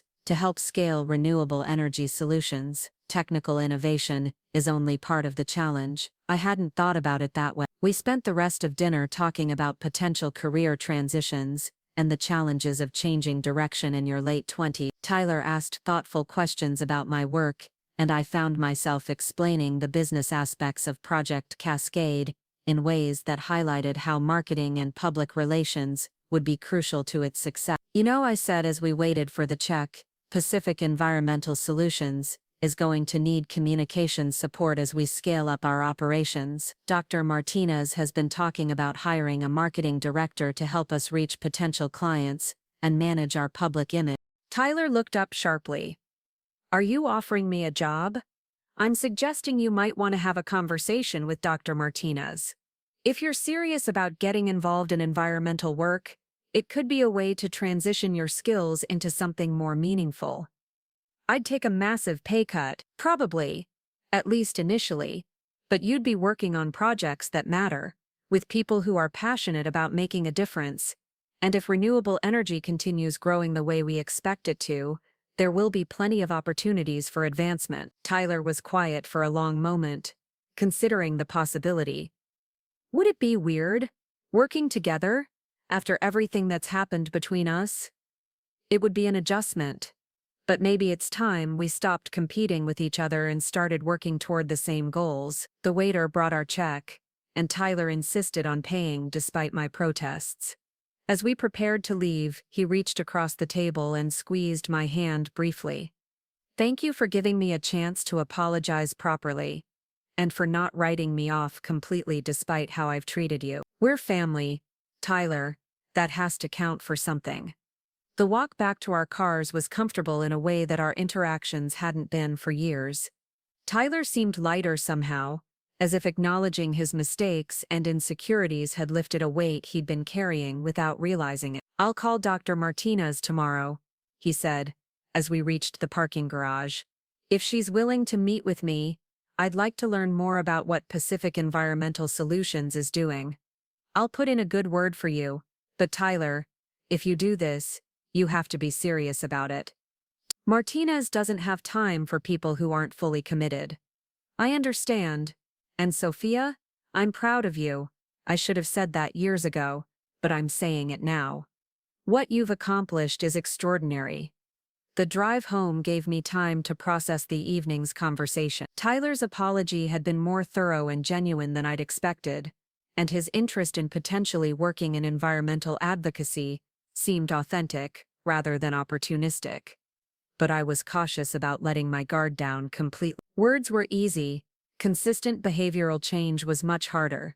Still, the dinner had felt like a genuine turning point in our relationship. For the first time in years, we'd talked to each other as equals rather than competitors, acknowledging our respective strengths and vulnerabilities without defensiveness or one-upmanship. My phone was buzzing with messages when I got home, a mix of work updates and personal congratulations that had become routine since the Project Cascade announcement. But one email stood out from the rest. The sender was Patricia Chen, the director of the American Renewable Energy Association, and the subject line read, "Keynote Speaking Opportunity." I opened it with curiosity, scanning the formal language and professional tone. The association was planning their annual conference for September, bringing together industry leaders, policymakers, and researchers to discuss the future of renewable energy in America. They wanted me to deliver the keynote address, speaking about innovative approaches to grid integration and the lessons learned from Project Cascade. 6 months ago, I would have considered such an invitation impossible. Now it felt like a natural extension of the recognition I'd earned through my work. The conference would draw attendees from across the country, providing a platform to share our innovations with other communities, considering similar renewable energy initiatives. I drafted a tentative acceptance, pending approval from Dr. Martinez, and confirmation that the speaking engagement wouldn't conflict with Project Cascade implementation schedules. The opportunity to influence renewable energy policy at a national level was too significant to pass up. Friday morning brought a flurry of activity at Pacific Environmental Solutions. The accelerated timeline for Project Cascade meant that every day counted, and Dr. Martinez had scheduled back-to-back meetings with contractors, suppliers, and technical consultants. I arrived early to review the latest equipment specifications and delivery schedules, ensuring that all the pieces would come together according to our compressed implementation plan. The first meeting was with Northwest Solar Technologies, the regional supplier who would be providing the photovoltaic panels for the residential and commercial installation. Their representative, Tom Bradley, was a seasoned professional who'd been working in renewable energy since before it was economically viable. "I'll be honest with you," Tom said as we reviewed the quantity requirements.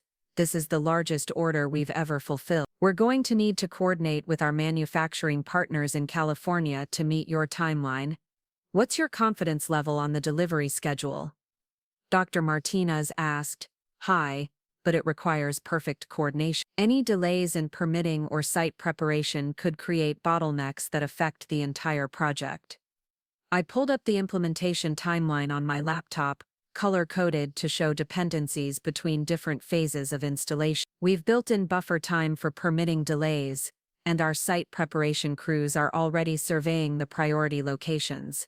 As long as we maintain communication between all the teams, we should be able to accommodate minor schedule adjustments. The meeting continued for 2 hours, working through logistics and contingency plans, with the kind of methodical attention to detail that successful large-scale projects require. By the end, I was confident that Northwest Solar Technologies could deliver on their commitments, but it would require constant monitoring and coordination. The second meeting was with Pacific Wind Solutions, the contractor responsible for the wind turbine installations in the Columbia River Gorge. Their project manager, Sarah Kim, had extensive experience with utility-scale wind development, and brought a level of expertise that was reassuring given the technical challenges involved. "The wind resource analysis looks excellent," Sarah said, reviewing the meteorological data we'd collected over the past year. "The sites you've selected should provide consistent energy production with minimal environmental impact. What about grid integration?" I asked. "The smart system requirements are more complex than traditional wind installations. We've worked with similar smart grid technologies on projects in California and Texas. The key is coordinating the control systems with your solar and hydro components, so everything can respond to load changes in real time." I felt my excitement building as we discussed the technical aspects of the integrated system. This was the kind of complex engineering challenge that had drawn me to renewable energy in the first place. The opportunity to solve problems that required both innovation and practical implementation skills. The third meeting was the most significant. Dr. James Morrison from Columbia River Hydro had driven down from Hood River to discuss the micro-hydro installations that would provide baseload power for the integrated system. Unlike solar and wind, which were dependent on weather conditions, the hydro components would provide consistent energy production that could help stabilize the entire grid. The sites you've identified have excellent water flow characteristics, Morrison explained, spreading topographical maps across the conference table, but the environmental permitting process is going to be complicated. Fish habitat protection, water rights, tribal consultation requirements. We're looking at 6 months minimum for regulatory approval. My heart sank. 6 months for permitting alone would blow through our accelerated timeline completely. Is there any way to expedite the process? Dr. Martinez asked. Possibly. If we can demonstrate that the micro-hydro installations will actually improve fish habitat by regulating water flow and temperature, the environmental agencies might fast-track the permits, but that requires additional studies and ecological impact assessment. I was already running calculations in my head, trying to figure out how to accommodate the extended permitting timeline without delaying the overall project. What if we phase the hydro installation, start with the sites that have the least complex permitting requirements, and add the others as approvals come through? That could work, Dr. Morrison agreed. We'd need to adjust the grid integration programming to accommodate the gradual addition of hydro capacity, but it's technically feasible. By the time all 3 meetings were finished, I had a revised implementation plan that was more complex but more realistic. The project cascade system would come online in phases, with solar and wind installations beginning immediately and hydro components added as environmental permits were approved. Martinez and I spent the afternoon updating our project timeline and budget projections, accounting for the phased approach and additional permitting costs. The numbers still worked, but the margin for error was smaller than I'd originally calculated. This is still manageable, Dr. Martinez said as we reviewed the final projections. The phased approach might actually be beneficial, allowing us to test and refine the grid integration system before all components are online, and it reduces our financial risk if we encounter unexpected technical challenges. I add, we can address problems with early phases before they affect the entire system. My phone rang as we were finishing the budget review. Tyler's name appeared on the screen, and I answered with curiosity about how his conversation with Dr. Martinez had gone. Sophia, I just finished meeting with your boss. She's incredible. I had no idea Pacific Environmental Solutions was doing such sophisticated work. How did the meeting go? Really well.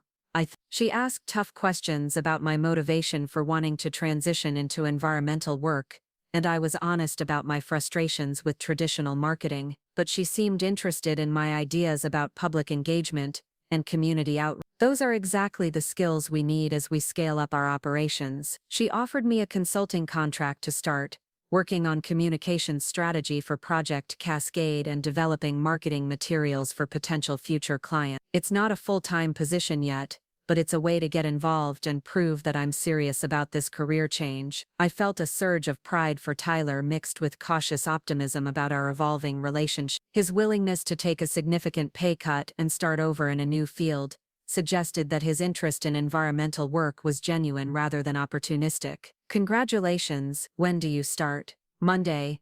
If I accept the offer, Dr. Martinez wants me to attend the project coordination meetings so I can understand the technical aspects of what we're trying to communicate to the public. Are you going to accept? I already did. I gave my 2 weeks' notice at the marketing firm this afternoon. The decisiveness surprised me. Tyler had always been cautious about career moves, preferring secure positions with established companies. His willingness to take a risk on a small nonprofit suggested a level of dissatisfaction with his previous career that he'd kept hidden. That's a big step. It feels right, Sophia. For the first time in years, I'm excited about going to work on Monday instead of dreading it. We talked for a few more minutes about the logistics of his transition and the projects he'd be working on initially. Tyler's enthusiasm was infectious, and I found myself looking forward to collaborating with him professionally for the first time since we were children. After Tyler hung up, I sat in my office reviewing the day's accomplishments and planning for the weekend ahead. The Project Cascade timeline was ambitious but achievable. The team was coming together well, and even my relationship with Tyler was moving in a positive direction, but underneath the professional satisfaction was a deeper sense of transformation. 6 months ago, I'd been struggling to prove that my career choice was valid, seeking approval from a family that didn't understand my work. Now I was managing a $50 million project, considering a university directorship, and being invited to speak at national conferences. The change wasn't just professional. I felt different internally, more confident in my judgment, and less dependent on external validation. The success of Project Cascade had proven that following my passion had been the right choice, but more importantly, it had given me the confidence to trust my own instincts about what mattered. My phone buzzed with a text from Mom, reminding me about Saturday's dinner celebration. Looking forward to hearing all about your exciting projects. Dad is grilling salmon, and I'm making your favorite chocolate cake. The message made me smile. After years of feeling like the odd one out at family gatherings, I was finally going to be the guest of honor at a Rivera family dinner. It was a role I'd imagined but never expected to experience. I spent Friday evening at home, reviewing technical specifications for the Project Cascade components, and preparing talking points for the various meetings scheduled for the following week. The work was demanding but engaging, requiring constant attention to detail and creative problem-solving skills. Around 10 p.m., I took a break from the technical documents to call Zoe and catch up on her week. She was working on a rebranding project for a local restaurant chain, using her graphic design skills to help them appeal to younger customers interested in sustainable food practices. "It's not saving the world like your project," she said, "but it feels good to work with clients who actually care about environmental impact. Every contribution matters. Consumer education and business engagement are just as important as technology development." Speaking of which, how's the new working relationship with Tyler going to affect family dynamics? It was a perceptive question. Having Tyler involved in Pacific Environmental Solutions would blur the boundaries between professional and personal relationships in ways that could either strengthen our reconciliation or create new sources of conflict. I'm not sure yet, but Dr. Martinez is good at managing team dynamics, and Tyler seems genuinely motivated to prove himself in this new role. "Just promise me you won't let family history sabotage this opportunity. You've worked too hard to get where you are to let sibling rivalry mess things up." Zoe's concern was justified. Despite Tyler's apologies and apparent sincerity, years of competitive behavior couldn't be undone overnight. Working together would test whether our relationship had genuinely changed, or if we were just experiencing a temporary truce. "I'll be careful, I promise, but I'm also trying to give him a real chance to change. People aren't fixed in stone, and maybe he's ready to be a different kind of brother than he was before." Saturday morning dawned bright and clear, the kind of Pacific Northwest spring day that reminded residents why they tolerated months of rain for moments like this. I spent the morning hiking in Forest Park, letting the physical exertion and natural beauty clear my head before the evening's family celebration. The trail wound through old-growth Douglas firs and lush undergrowth, providing glimpses of the Willamette River through the trees. I'd always found hiking meditative, a way to process complex emotions and gain perspective on professional challenges. As I walked, I thought about the changes that had transformed my life over the past week. Project Cascade, the university opportunity, Tyler's career transition, and the shift in family dynamics. Each development was significant on its own, but together they represented a fundamental transformation in how I saw myself and my place in the world. The hike ended at a viewpoint overlooking downtown Portland, with Mount Hood visible in the distance on the clear spring day. The city spread out below me, a mix of historic neighborhoods and modern development that reflected Portland's identity as a place where innovation and tradition coexist. Somewhere down there, construction crews were already beginning site preparation for the first phase of Project Cascade installation. Over the next 2 years, the project would transform how thousands of Oregon families powered their homes and businesses, reducing carbon emissions while creating economic opportunities. But the impact would extend beyond Oregon. If Project Cascade succeeded as planned, it would become a model for renewable energy development across the country, proving that integrated smart grid systems could provide reliable clean energy at competitive costs. The responsibility was enormous, but so was the opportunity. I was no longer just Sophia Rivera, the family disappointment, who'd chosen environmental engineering over business. I was a leader in renewable energy development, with the skills and platform to influence national energy policy. The drive to my parents' house in Beaverton took me through neighborhoods that would be among the first to benefit from Project Cascade installation. Solar panels were already becoming common on residential rooftops, and electric vehicle charging stations were appearing in shopping centers and office complexes. The renewable energy transformation was happening gradually but steadily, driven by technological improvements, policy incentives, and growing consumer awareness of environmental issues. Project Cascade would accelerate that transformation while demonstrating that clean energy could be both environmentally beneficial and economically advantageous. I pulled into my parents' driveway at 5:30, noting that Tyler's car was already there along with Uncle Ben's pickup truck and Aunt Carol's sedan. The family was gathering to celebrate my success, a reversal of dynamics that still felt surreal. Mom answered the door with a smile that was warmer and more genuine than any I'd received in years. She was wearing the blue dress she saved for special occasions, and the dining room visible behind her was decorated with flowers and candles that suggested significant effort had gone into planning this celebration. "Sophia, sweetheart, come in. Everyone's so excited to hear about your project." The living room was filled with familiar faces, but the atmosphere was different than previous family gatherings. Instead of polite tolerance for my presence, there was genuine interest and enthusiasm. Uncle Ben stood up to shake my hand formally, and Aunt Carol kissed my cheek while congratulating me on the wonderful news coverage. Tyler was standing near the fireplace with Dad, both of them looking more relaxed than I'd seen them together in years. Whatever conversation they'd been having seemed positive, lacking the underlying tension that usually characterized their interactions. "Sophia?" Dad's voice boomed across the room. "There's our famous engineer.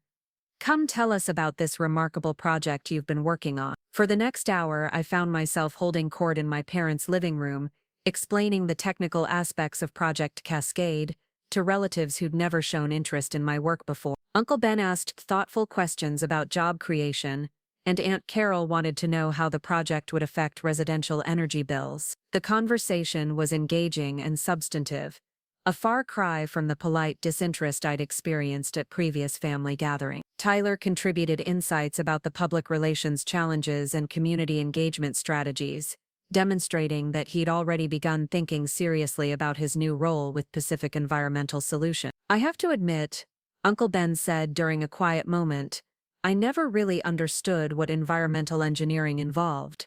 I thought it was mostly tree hugging and theoretical research. But this Project Cascade sounds like serious business." "It's the largest renewable energy contract in Oregon history," Tyler said with obvious pride. "Sophia's leading a team that's going to transform how the entire Pacific Northwest thinks about energy production." The pride in Tyler's voice was genuine, and I felt a surge of gratitude for how completely he'd reversed his previous dismissive attitude toward my career. The change seemed authentic rather than performative, based on real understanding of what I'd accomplished, rather than just recognition of external success markers. Dinner was a continuation of the celebratory atmosphere, with Mom's carefully prepared meal and Dad's attentive questions about project timelines and technical challenges. For the first time in my adult life, I felt truly seen and appreciated by my family, not despite my career choice, but because of it. "You know," Dad said over dessert, "I owe you an apology, Sophia. When you chose environmental engineering over joining Rivera Construction, I thought you were making a mistake. I thought you were choosing idealism over practical career success. I understand why you felt that way, but you've proven that passion and pragmatism aren't mutually exclusive. What you're doing with renewable energy is both meaningful and profitable, both innovative and practical. I should have trusted your judgment instead of trying to steer you toward what I considered a safer path." The apology was unexpected and deeply meaningful. Dad had always been proud of the construction company he'd built from nothing, and his desire for me to join the family business had come from love rather than control. Having him acknowledge that my different path had been valid felt like a vindication of every difficult choice I'd made since college. "I'm proud of you," he continued, "not just for the success you've achieved, but for having the courage to follow your convictions even when we didn't understand them. The evening wound down with coffee and more detailed discussions about renewable energy policy and environmental regulation. Tyler asked intelligent questions about grid integration challenges, and Uncle Ben wanted to know whether Rivera Construction might be able to partner with Pacific Environmental Solutions on future projects. There's definitely potential for collaboration. We'll need experienced contractors for site preparation and installation work as we scale up our operations. The idea of combining Rivera Construction's expertise with Pacific Environmental Solutions' renewable energy focus was intriguing. It would create opportunities for both companies while strengthening the family connections that had been strained by years of misunderstanding. As I prepared to leave around 9 p.m., Mom pulled me aside for a private conversation in the kitchen. Her eyes were bright with emotion as she dried the last of the dinner dishes. "I need to tell you something, Sophia. I've been worried about you for years, thinking you were making your life unnecessarily difficult by choosing such a challenging career path. But seeing you tonight, seeing how passionate and confident you are about your work, I realize I was wrong to worry. You were just being a protective mother. Maybe, but I should have been supporting your dreams instead of questioning them. You've always known what you wanted to do with your life, and you've had the courage to pursue it despite our doubts. That takes a strength that I'm not sure I would have had at your age." The conversation with Mom felt like a final piece of healing in our relationship. For years I'd carried the weight of her disappointment, wondering if my career choice had been selfish or impractical. Having her explicitly acknowledge that I'd made the right decision freed me from doubts I'd been carrying without fully realizing it. The drive home took me through downtown Portland, past the State Energy Building where I'd presented Project Cascade just a week earlier. The city lights reflected off the Willamette River, and I could see the outline of Mount Hood in the distance under the clear night sky. In just 7 days, my entire world had been transformed. Professional recognition, family reconciliation, new opportunities for leadership and impact. It was the kind of dramatic life change that usually took years to unfold, compressed into a single week of presentations, negotiations, and difficult conversations. But underneath all the external changes was a deeper personal transformation. I no longer needed my family's approval to feel successful, no longer doubted whether my career choice had been valid. The success of Project Cascade had proven that following my passion had led somewhere extraordinary, but more importantly, it had given me the confidence to trust my own judgment about what mattered. As I unlocked my apartment door, I felt a profound sense of gratitude for the journey that had brought me to this moment. The years of feeling like the family disappointment, the professional challenges and setbacks, the moments of doubt and uncertainty, all of it had led to this week, to this transformation, to this new chapter of my life, where I was finally free to be exactly who I was meant to be. Tomorrow would bring new challenges and opportunities, but tonight I was content to sit in my apartment, surrounded by the evidence of everything I'd accomplished, and plan for a future that was entirely my own creation. 2 weeks later, I found myself standing in the marble lobby of Northwest State University's administration building, adjusting the portfolio containing my acceptance letter for the Renewable Energy Center directorship. The morning sun streamed through the tall windows, casting geometric patterns across the polished floor, where dozens of faculty members and distinguished guests were gathering for what had been billed as a historic announcement. Margaret Foster had insisted on making the Renewable Energy Center launch a public event, complete with media coverage and speeches from state officials. The timing couldn't have been more perfect, coming just as Project Cascade was gaining national attention and positioning Northwest State as a leader in clean energy education. I spotted Tyler near the registration table, wearing a navy suit that looked more expensive than anything I'd seen him wear before. He was deep in conversation with a woman I didn't recognize, gesturing enthusiastically as he explained something that had clearly captured his full attention. "That's Senator Walsh," Dr. Martinez said, appearing at my elbow with 2 cups of coffee. "She chairs the State Energy Committee and has been pushing for increased funding for renewable energy research. Tyler's been working on a presentation about Project Cascade's potential as a model for other states." The transformation in Tyler over the past 2 weeks had been remarkable. He'd thrown himself into his new role with Pacific Environmental Solutions, with an intensity that surprised everyone, including Dr. Martina. His marketing background had proven invaluable in developing public engagement strategies, and his natural charisma made him an effective spokesperson for our work. "He's really found his element," I observed, watching Tyler hand Senator Walsh a professionally designed brochure that showcased Project Cascade's technical innovations alongside compelling economic projections.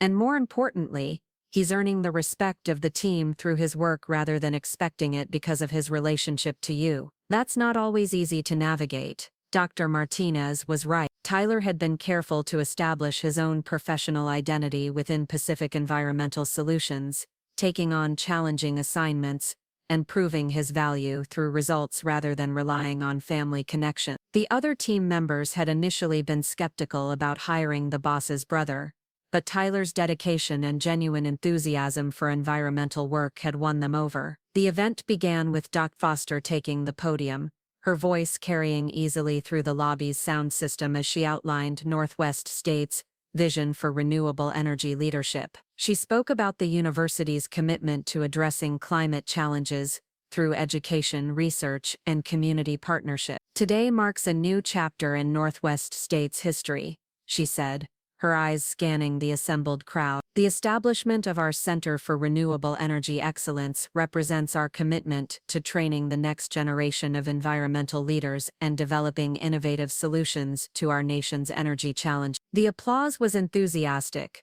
with several environmental organizations represented alongside university faculty and state officials. I recognized faces from the Energy Commission, local utilities, and renewable energy companies that were closely watching Project Cascade's progress. "I'm pleased to announce that Miss Sophia Rivera, the visionary engineer behind Oregon's groundbreaking Project Cascade, has agreed to serve as the center's founding director." Foster's words were followed by another round of applause, and I felt the familiar flutter of nerves that accompanied public recognition. As I approached the podium, I caught sight of familiar faces in the audience. Mom and Dad had driven over from Beaverton, their expressions glowing with pride. Zoe was near the back, giving me an encouraging thumbs up. Even Uncle Ben was there, having closed his landscaping business for the morning to attend what he'd called the most important day in Rivera family history. "Thank you, Doc Foster, and thank you all for being here,"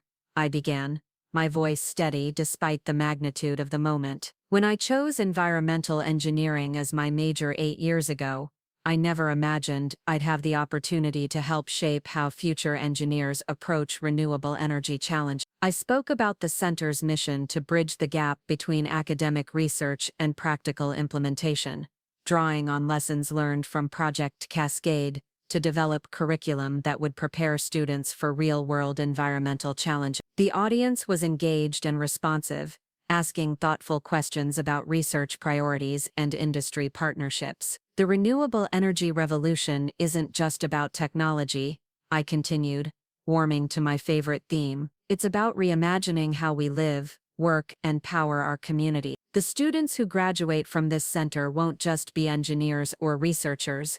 They'll be problem solvers, innovators, and leaders who understand that environmental sustainability and economic prosperity aren't competing goals but complementary objectives. The questions that followed were challenging but energizing. Senator Walsh asked about potential federal funding opportunities, leading to a discussion about the Department of Energy's interest in replicating Project Cascade in other states. A representative from Portland General Electric wanted to know how the center would address workforce development needs as renewable energy expanded. "One of our key initiatives will be establishing apprenticeship programs that connect students with local utilities and renewable energy companies," I explained. "We want to ensure that the theoretical knowledge gained in the classroom translates into practical skills that employers actually need." After the formal presentation, the event shifted to a reception where faculty members, industry representatives, and government officials mingled over coffee and pastry. I found myself at the center of multiple conversations,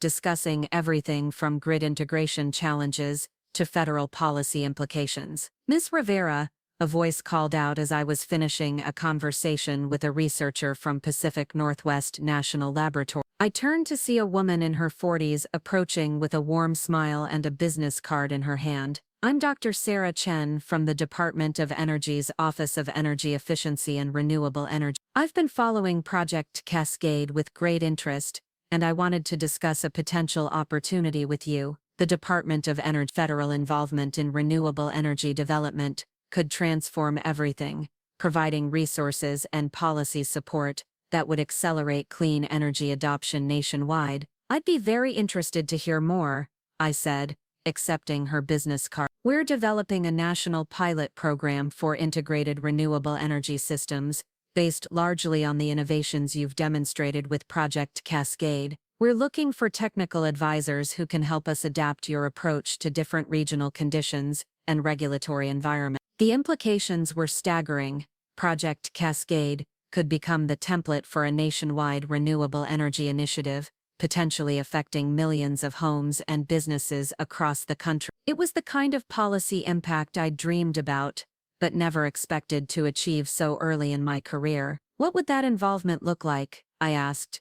Initially, consulting work to help us develop technical standards and implementation guidelines. Eventually, we'd want you to lead demonstration projects in 3 other states, proving that the integrated approach can work in different climates and market conditions. I thought about the Renewable Energy Center, Project Cascades, demanding timeline, and the various commitments I'd already made. Adding federal consulting work would stretch my capacity to the limit, but the potential impact was too significant to ignore. I'd need to discuss this with my colleagues at Pacific Environmental Solutions and Northwest State, but I'm definitely interested in learning more. Excellent. I'll send you some preliminary information about the program, and we can schedule a more detailed conversation once you've had time to review the materials. As Dr. Chen moved on to other conversations, I felt a hand on my shoulder. I turned to find Tyler standing behind me, his expression a mixture of pride and amazement. Did I just hear that the Department of Energy wants to hire you as a national consultant? He asked quietly.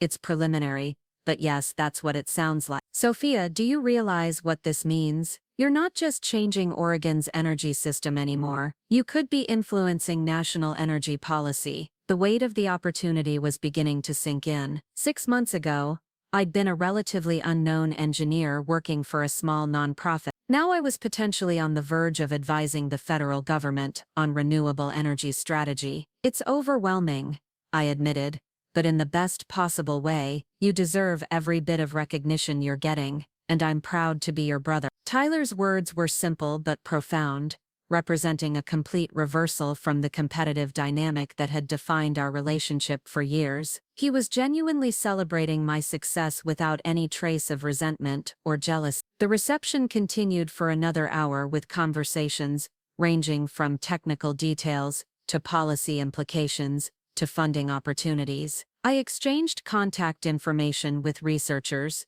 utility executives, and government officials who were interested in collaborating on future projects. Dr. Nuz appeared at my side as the event was winding down, her expression reflecting both excitement and concern. Congratulations on another successful presentation, she said, but we need to talk about capacity management. Between Project Cascade, the University Center, and now potential federal consulting work, you're looking at commitments that could easily become overwhelming. She was right to be concerned. The past month had brought more opportunities than I'd imagined possible, but each one required significant time and energy. Managing them all effectively would require careful planning and probably additional staff support. What are you thinking?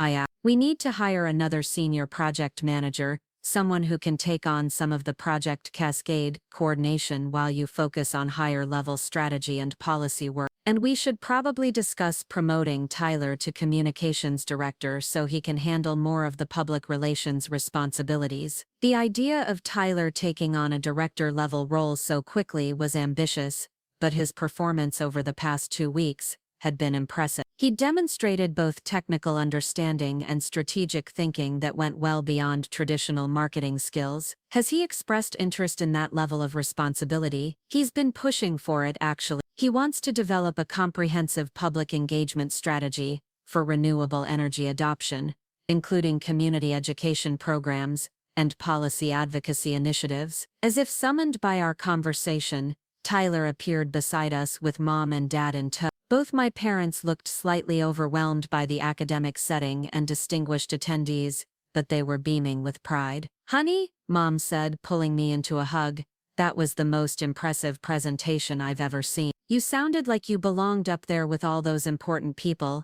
"I do belong here, Mom. That's what I've been trying to tell you for years." Dad stepped forward with his characteristic directness. "Sophia, I understand about half of what you discussed up there, but I can see that it's important work, and I can see that people respect your expertise. Thank you for coming. It means a lot to have you here." "We wouldn't have missed it," Dad replied.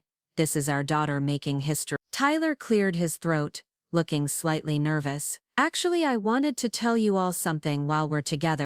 Dr. Martinez and I have been discussing my role at Pacific Environmental Solutions, and she's offered me a promotion to communications director." "That's wonderful," Mom exclaimed, clearly delighted that both her children were achieving professional success simultaneously. "It means I'll be leading public engagement efforts for all our projects, not just Project Cascade.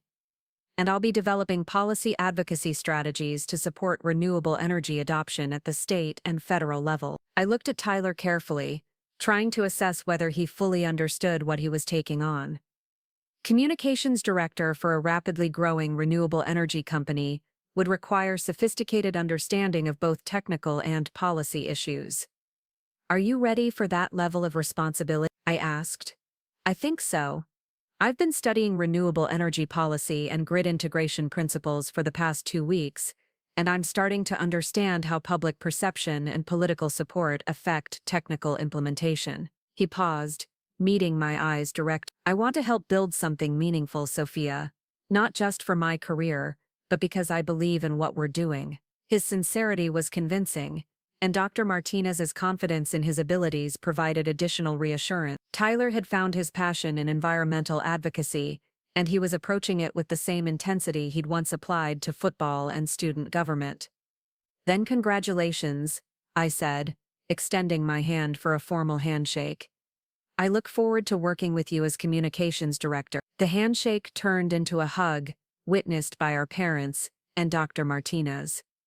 For the first time since childhood, Tyler and I were truly allies, working toward shared goals instead of competing for attention or approval. The drive back to Pacific Environmental Solutions gave Dr. Martinez and me time to discuss the strategic implications of the morning's developments. The Department of Energy opportunity could establish our company as a national leader in renewable energy consulting, but it would also require significant expansion of our capability. "We're at a crossroads," Dr. Martinez observed as we navigated downtown traffic. 6 months ago, we were a regional nonprofit with big dreams. Now we have the opportunity to become a major player in national renewable energy policy. But growth of that magnitude requires careful planning. What are you thinking? We need to establish clear priorities and delegate responsibilities more effectively. You can't personally manage every aspect of every project, no matter how capable you are. She was absolutely right. The success of Project Cascade had created opportunities faster than I could reasonably handle them all. Sustainable growth would require building a team of skilled professionals who could execute our vision without constant oversight. "I've been thinking about bringing in additional senior staff," Dr. Martinez continued. "Maybe hire a dedicated policy analyst to handle federal consulting work, and promote some of our junior engineers to project management roles." That makes sense. And Tyler's promotion to communications director would free up time for me to focus on technical strategy and business development. We spent the rest of the afternoon developing a staffing plan that would support the company's rapid growth while maintaining the quality standards that had won us Project Cascade. By 5 p.m., we had a framework for doubling our staff over the next 6 months, with clear roles and responsibilities for each position. Tyler knocked on my office door as I was finishing the organizational chart, carrying a folder thick with research materials and policy documents. "Do you have a few minutes?" he asked. "I wanted to run some ideas past you before I present them to Dr. Martinez." "Of course. What are you working on? He settled into the chair across from my desk and opened his folder to reveal a comprehensive communications strategy that he'd apparently been developing for days. The documents were professional and detailed, covering everything from media relations to community engagement to social media management. I've been thinking about how to position Pacific Environmental Solutions as a thought leader in renewable energy policy, he began, his enthusiasm evident in every word. Right now, we're known for technical innovation, but I think we could have much greater impact if we also became advocates for supportive policies and public education. I reviewed his materials with growing impression. Tyler had clearly done extensive research on renewable energy policy, environmental advocacy strategies, and public opinion research. His recommendations were sophisticated and strategic, going well beyond traditional marketing approaches. This is excellent work, I said. How long have you been developing these ideas? I've been staying late every night for the past week,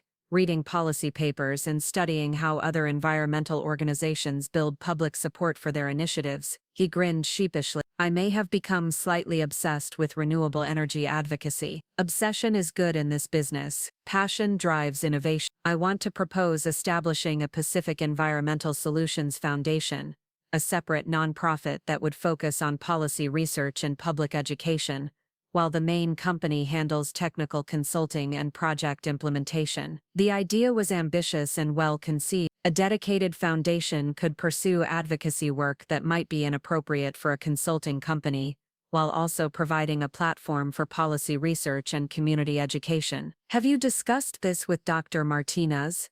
Not yet. I wanted your input first, since you'll be working closely with whatever communications strategy we implement. I was impressed by Tyler's deference to my expertise and his recognition that successful advocacy required coordination with technical work. The competitive dynamic that had once characterized our relationship had been replaced by genuine collaboration and mutual respect. I think it's a brilliant idea. The foundation could provide a vehicle for the kinds of policy advocacy and public education that will be essential as renewable energy scales up nationally. Tyler's face lit up with excitement.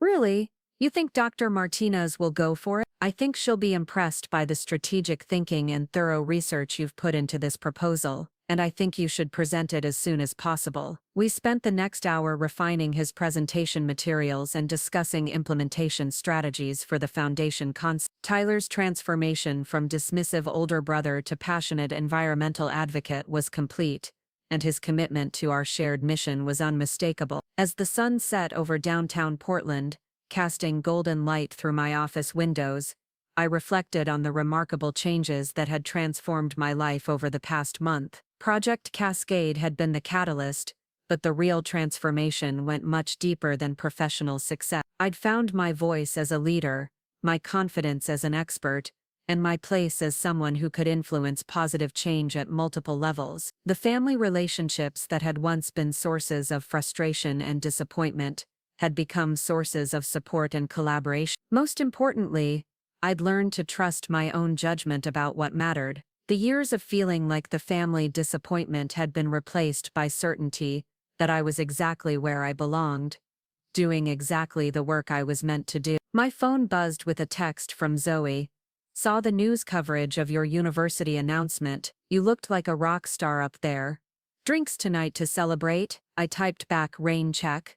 Working late on some exciting new development. More exciting than becoming a university director and potential federal consultant? Hard to believe, but yes, Tyler just proposed starting a renewable energy policy foundation, and I think it could change everything. Your brother Tyler? The one who used to call you the family failure? The same one. People can change, apparently. Miracles do happen. But seriously, Sophia, you've built something extraordinary. Don't forget to take a moment to appreciate how far you've come.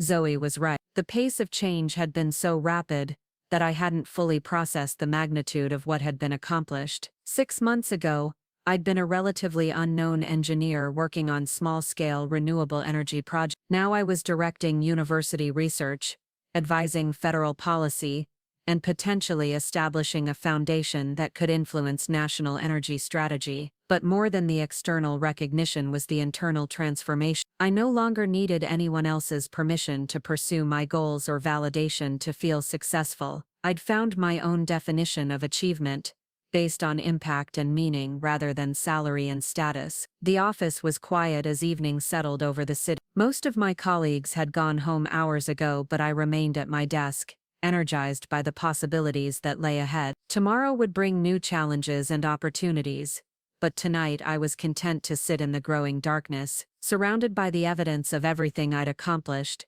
and plan for a future that exceeded even my most ambitious dream. Tyler appeared in my doorway around 8 p.m., carrying 2 cups of coffee from the shop down the street. "Thought you might need caffeine," he said, settling into the chair across from my desk. Dr. Martinez loved the foundation proposal.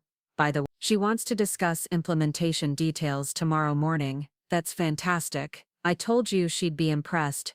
I have you to thank for most of it. Your success with Project Cascade gave me the courage to think bigger about what environmental advocacy could accomplish. I looked at my brother, seeing not the competitive rival who had once diminished my achievements, but a passionate ally who shared my commitment to environmental progress. The transformation in our relationship had been as dramatic as any professional success I'd achieved. "We make a good team," I said simply.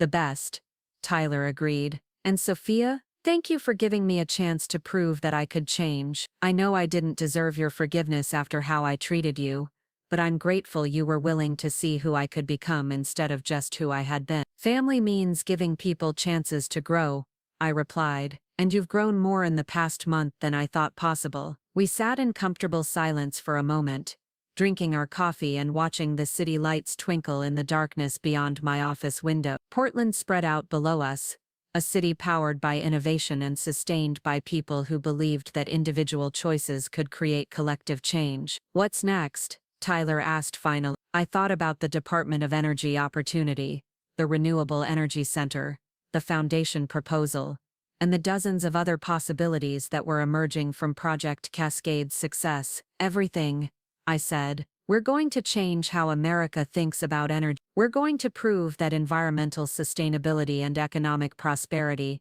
aren't just compatible but mutually reinforcing. And we're going to do it together." Tyler raised his coffee cup in a mock toast. "To changing the world. To changing the world," I agreed, clinking my cup against his. Outside, Portland hummed with the quiet energy of a city that never quite slept, full of dreamers and innovators who believed that tomorrow could be better than today. And for the first time in my life, I felt completely certain that they were right. 3 months later, I stood backstage at the Portland Convention Center, adjusting my microphone and reviewing my notes one final time. The American Renewable Energy Association's annual conference had drawn over 5,000 attendees from across the country, and in 10 minutes, I would deliver the keynote address that could influence national energy policy for years to come. The irony wasn't lost on me that this moment was happening just blocks from where Tyler had graduated from business school 3 years ago, the same ceremony where he'd publicly called me the family failure. Today, that same brother was somewhere in the audience, having flown in from Washington, D.C., where he'd been meeting with Department of Energy officials about the Pacific Environmental Solutions Foundation's latest policy research. 5 minutes, Rivera, the stage manager said, appearing at my elbow with a headset and clipboard. Behind him, I could hear the low murmur of thousands of conversations as industry leaders, policymakers, and researchers settled into their seats. Through a gap in the curtains, I spotted familiar faces scattered throughout the auditorium. Dr. Martinez was in the front row with several members of our expanded team. Mom and Dad had driven up from Beaverton, sitting proudly in the VIP section alongside Dr. Foster and other university officials. Even Zoe was there, having convinced her graphic design firm to sponsor a table so she could witness what she'd called the moment my best friend becomes a national figure. But it was the text message on my phone that made me smile most broadly. Tyler had sent it 20 minutes ago. "Break a leg, sis. Time to show them what Rivera determination looks like." The stage manager gestured toward the wings, and I took my position behind the black curtains that separated me from the largest audience I'd ever addressed. My heart was racing, but it was excitement rather than nervousness. This was exactly where I belonged. "Ladies and gentlemen," the conference moderator's voice boomed through the sound system, "please welcome our keynote speaker, Sophia Rivera, founding director of Northwest State University's Center for Renewable Energy Excellence, and senior partner at Pacific Environmental Solutions. The applause was thunderous as I walked onto the stage, my heels clicking against the polished floor. The spotlights were blinding for a moment, but as my eyes adjusted, I could see the sea of faces looking up at me expectantly. These were my peers now, the community I'd fought so hard to join and that had finally embraced me completely. "Thank you," I said,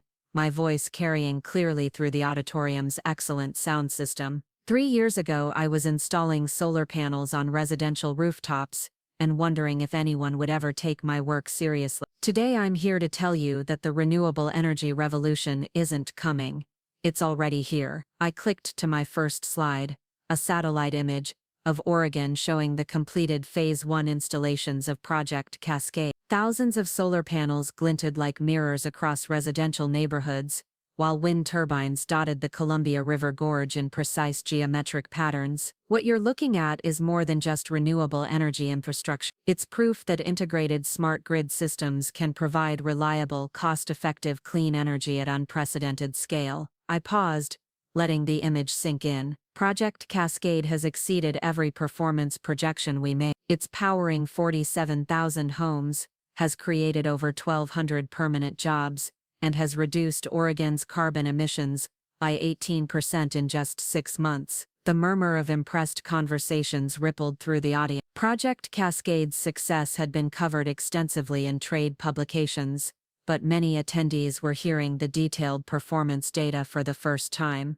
But more importantly, I continued, it's demonstrated that renewable energy isn't just an environmental imperative. It's an economic opportunity that creates prosperity while protecting our planet. I spent the next 40 minutes walking through the technical innovations that had made Project Cascade successful, from smart grid integration algorithms to community engagement strategy. The audience was engaged and responsive, asking thoughtful questions about implementation challenges and scalability potential. The Department of Energy has selected Project Cascade as the model for a national pilot program, I announced, revealing information that hadn't been publicly disclosed before. Over the next 3 years, we'll be implementing similar integrated systems in Texas, Colorado, and North Carolina, with the goal of establishing renewable energy standards that can be adopted nationwide. The applause was immediate and sustained. Several attendees stood up, and soon the entire auditorium was on its feet. I felt tears prick at the corners of my eyes as I looked out at thousands of environmental professionals celebrating not just my success, but the validation of everything we'd all been working toward. As the applause died down, I clicked to my final slide, a photo I'd taken from the viewpoint in Forest Park overlooking downtown Portland. The city sprawled below, but now countless rooftops were adorned with solar panels and the skyline included wind turbines that hadn't existed 3 years ago. When I chose environmental engineering as my major, my family thought I was making a mistake. They worried I was choosing idealism over practicality, passion over profit. I smiled, thinking about how completely those perceptions had changed. But what I've learned is that idealism and practicality aren't opposites. They're partners in creating the kind of future we want to live in. I paused, scanning the audience one more time, seeing the faces of people who shared my commitment to environmental progress. The renewable energy revolution will be won not by individual heroes, but by communities of professionals who refuse to accept that environmental protection and economic prosperity are incompatible goals. You are that community. This is our moment. Let's make it count. The standing ovation lasted nearly 5 minutes, with attendees shouting questions and congratulations over the applause. I felt a profound sense of completion, not just of the presentation but of a journey that had begun with childhood dreams of building a better world. As I walked off stage, I was immediately surrounded by conference organizers, media representatives, and industry executives wanting to discuss collaboration opportunities. The next hour blurred together in a series of interviews, networking conversations, and impromptu meetings about future projects. Dr. Martinez appeared at my side during a brief lull, her face glowing with pride and satisfaction. "That was extraordinary," she said. "I've been to dozens of industry conferences, and I've never seen a keynote receive that kind of response. It felt good to finally have a platform that matches the scope of what we're trying to accomplish. Speaking of scope, I have news. The Department of Energy called this morning. They want to expand the national pilot program from 3 states to 7, and they're asking Pacific Environmental Solutions to lead the technical implementation for all of them. The magnitude of what she was describing was staggering. 7 states would mean potentially millions of homes and businesses affected by renewable energy systems, based on our Project Cascade innovations. It would establish Pacific Environmental Solutions as the leading renewable energy consulting firm in the country. That's incredible. What's the timeline? 5 years with a total contract value of approximately $800 million. I felt my knees wobble slightly. $800 million. When I'd started working for Pacific Environmental Solutions as a junior engineer, our entire annual budget had been less than $3 million. Now we were potentially looking at managing the largest renewable energy initiative in American history. Can we handle something that large? With the right team and strategic partnerships, absolutely, but it will require significant expansion of our capabilities and probably establishing regional offices in each target state. Before I could respond, Tyler appeared through the crowd, his face beaming with excitement and pride. He'd clearly been watching the keynote from somewhere in the auditorium, and his enthusiasm was infectious. Sophia, that was phenomenal. I was live tweeting highlights, and the engagement numbers are incredible. You're trending nationally on renewable energy topics. Your quote about idealism and practicality being partners has been shared over 10,000 times in the past hour. The Foundation's website has crashed twice from traffic spikes, and I'm fielding interview requests from major media outlets. The success was overwhelming but exhilarating. 3 years ago, Tyler had dismissed my career as impractical idealism. Now he was managing communications for a foundation that had become a nationally recognized voice in renewable energy advocacy. There's someone I want you to meet, Tyler continued, gesturing toward a distinguished woman in her 60s, who was approaching with a warm smile. Dr. Rivera, I'm Congresswoman Patricia Martinez, chair of the House Subcommittee on Energy and Environment. Your presentation was remarkable, and I'd love to discuss how Congress can support the expansion of integrated renewable energy systems. A congressional committee chair. Federal legislative support could transform renewable energy development from a series of isolated projects into coordinated national policy. It was the kind of political backing that environmental advocates had been seeking for decades. I'd be honored to discuss policy opportunities with you, Congresswoman. Excellent. My staff will coordinate with your team to schedule a more detailed conversation, but I wanted to tell you personally that your work represents exactly the kind of innovation that Congress should be supporting. As Congresswoman Martinez moved on to other conversations, I felt Tyler's hand on my shoulder. Do you realize what just happened? He asked quietly. A congressional committee chair just asked for your input on national energy policy. You're not just an engineer anymore, Sophia. You're a policy leader. He was right, and the realization was both thrilling and sobering. The technical expertise that had won us Project Cascade was now being recognized as relevant to federal legislation and national energy strategy. I had somehow evolved from someone struggling for family approval into someone whose opinions could influence laws affecting millions of Americans. The conference continued for 3 more days, with panel discussions, technical sessions, and networking events that solidified Pacific Environmental Solutions' position as a leader in renewable energy innovation. Tyler coordinated media interviews and speaking opportunities, while Dr. Nina's negotiated partnerships with engineering firms, universities, and government agencies. By the final day, we had preliminary agreements for collaboration on the expanded Department of Energy pilot program, a research partnership with MIT's Renewable Energy Laboratory, and consulting contracts with 4 additional states that wanted to develop their own integrated system. The drive back to the office on Friday afternoon gave Dr. Martinez and me time to process the week's developments and plan for the rapid expansion that lay ahead. We're going to need to hire at least 50 new employees over the next year, Martinez said as we navigated through downtown traffic. Project managers, engineers, policy analysts, communications specialists. We're essentially building a new company from scratch. What about office space? We've already outgrown our current location. I've been looking at buildings in the Pearl District that could accommodate a staff of 200. We'd need multiple floors, conference facilities, a technical laboratory for equipment testing. The scale of growth we were discussing was beyond anything I'd imagined when I first joined Pacific Environmental Solutions.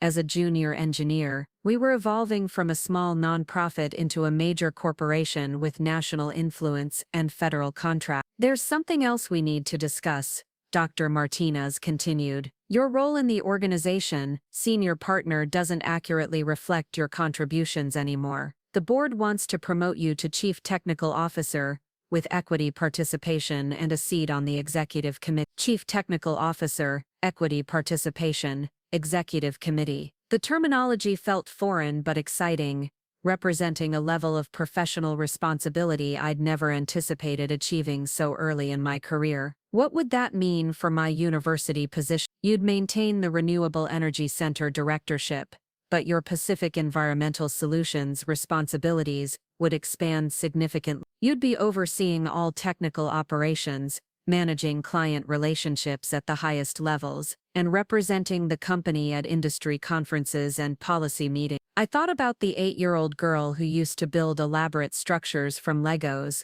while dreaming of designing buildings that could power themselves. She could never have imagined that her childhood fantasies would lead to chief technical officer positions and congressional consultation. I'd like to discuss it with Tyler before making a decision, I said. His foundation work has become integral to our overall strategy, and I want to make sure we're coordinating our efforts effectively. Of course, and Sophia, whatever you decide about the title, you should know that you've already transformed this organization beyond recognition. When I started Pacific Environmental Solutions 10 years ago, I hoped we might someday influence regional energy policy. You've taken us to national significance in less than a year. That evening, Tyler and I met for dinner at a quiet restaurant, overlooking the Willamette River, the same view we'd enjoyed as children when our parents brought us downtown for special occasions. But everything else about our relationship had been transformed by the events of the past year. So,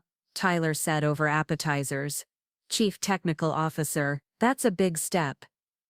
It's also a big responsibility. The CTO position would mean overseeing technical operations for potentially the largest renewable energy consulting firm in the country. And you're hesitating because I considered the question carefully. A year ago, my hesitation would have been about whether I deserved such recognition, whether I had the qualifications to succeed at that level. Now my concerns were different, focused on impact and strategic alignment rather than self-doubt. I want to make sure we're building something sustainable, I said finally. Rapid growth can compromise quality if it's not managed carefully, and our reputation depends on delivering results that match our promises. That's exactly why you should accept the position. You're the person most capable of ensuring that Pacific Environmental Solutions maintains its standards while scaling up to meet national demand. Tyler was right, but his support meant more to me than the logical argument. 3 years ago, he would have been threatened by my professional advancement,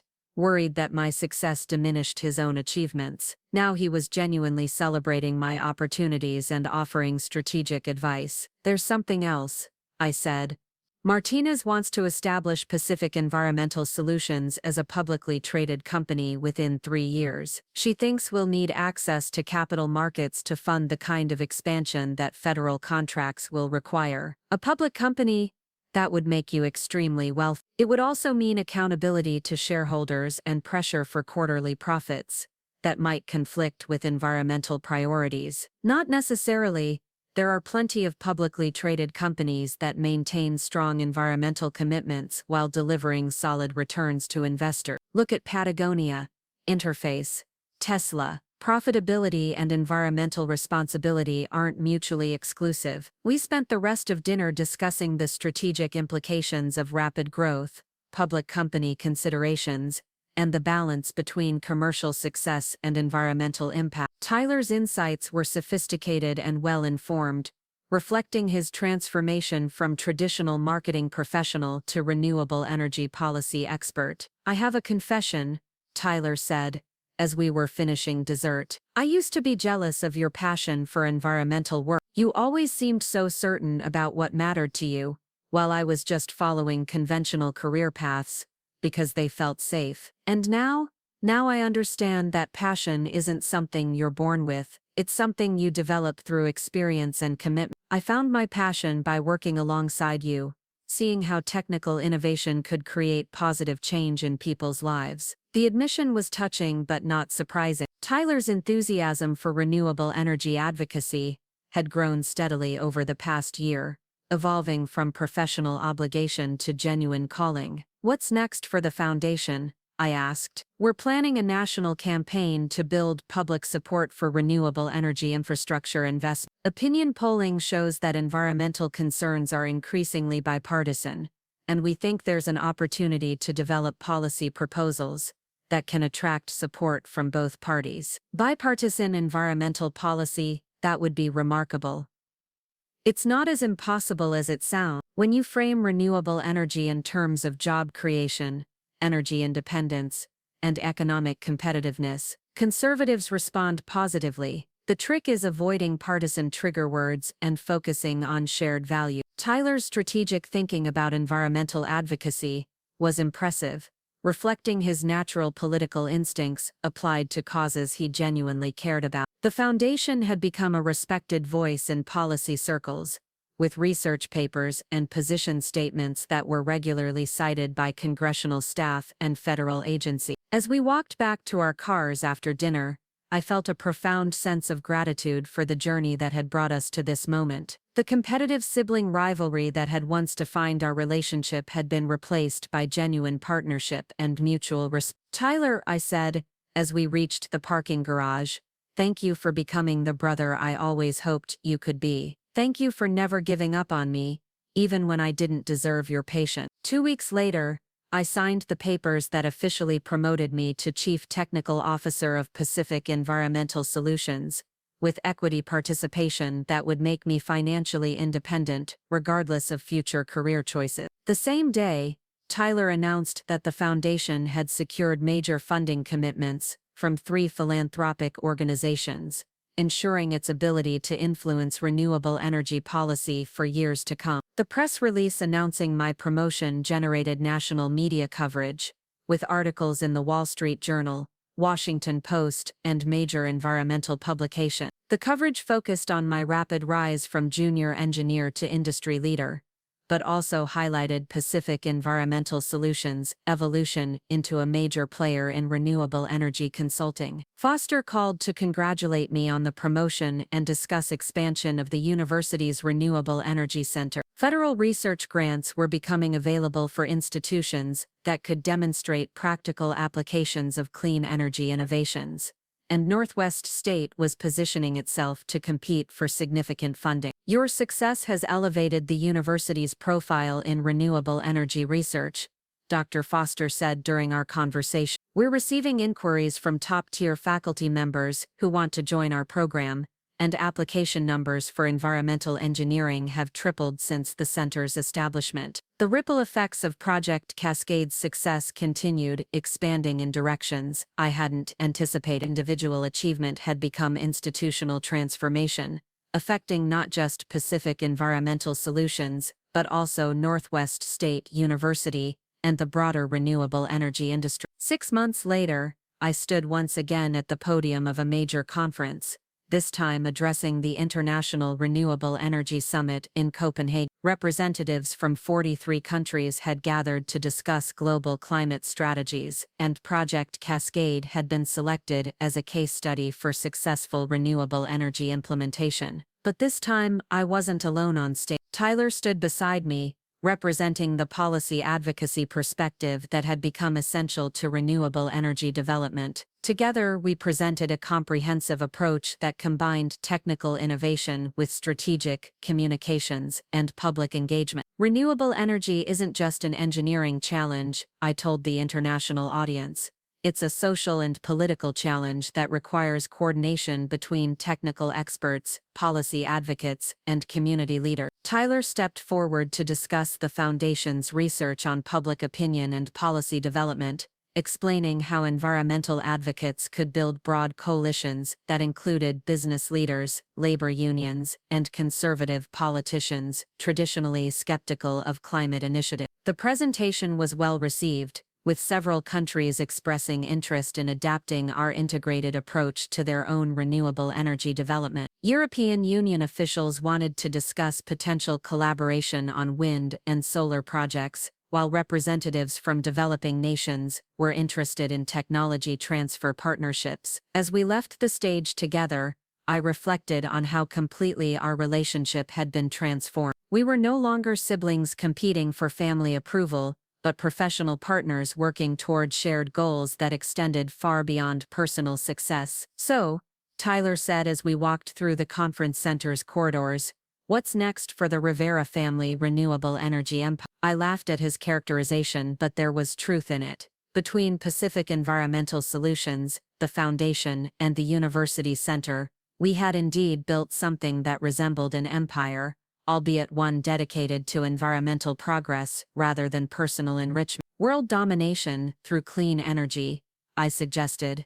"I like it, but let's start with North America and see how that goes." The conversation was playful, but underlying it was serious recognition of the influence we'd achieved and the responsibility that came with it. Our work was affecting energy policy at national and international levels, creating economic opportunities for thousands of workers, and contributing to global efforts to address climate change. That evening, as I sat in my hotel room overlooking Copenhagen's harbor, I called Mom and Dad to update them on the conference and discuss plans for the holiday. Both of them had become enthusiastic supporters of renewable energy, with Dad even installing solar panels on the Rivera Construction Company offices. "We're proud of you, honey," Mom said, her voice warm with affection. "Not just for your success, but for the difference you're making in the world." "And Tyler too," Dad added, clearly listening on speakerphone. "We never imagined both our children would become leaders in environmental work, but it makes perfect sense now that we see what you've accomplished together." The approval I'd once craved so desperately now felt like a natural acknowledgement of work that was meaningful regardless of family recognition. I'd found my own definition of success, based on impact and contribution, rather than external validation. But having their support made the journey even more satisfying, providing closure to years of feeling misunderstood and undervalued. The family disappointment had become the family success story, but more importantly, I'd become confident enough in my own worth that their opinion was welcome rather than necessary. As I prepared for sleep in a hotel room thousands of miles from home, I thought about the 8-year-old girl who used to dream of designing buildings that could power themselves. She could never have imagined that her childhood fantasies would lead to international conferences and policy influence. But she would have understood perfectly that the real satisfaction came not from recognition or wealth, but from the knowledge that her work was making the world a little bit better every day. And that, more than any professional title or family approval, was exactly the success she would have wanted. Up next, you've got 2 more standout stories right on your screen. If this one hit the mark, you won't want to pass these up. Just click and check them out.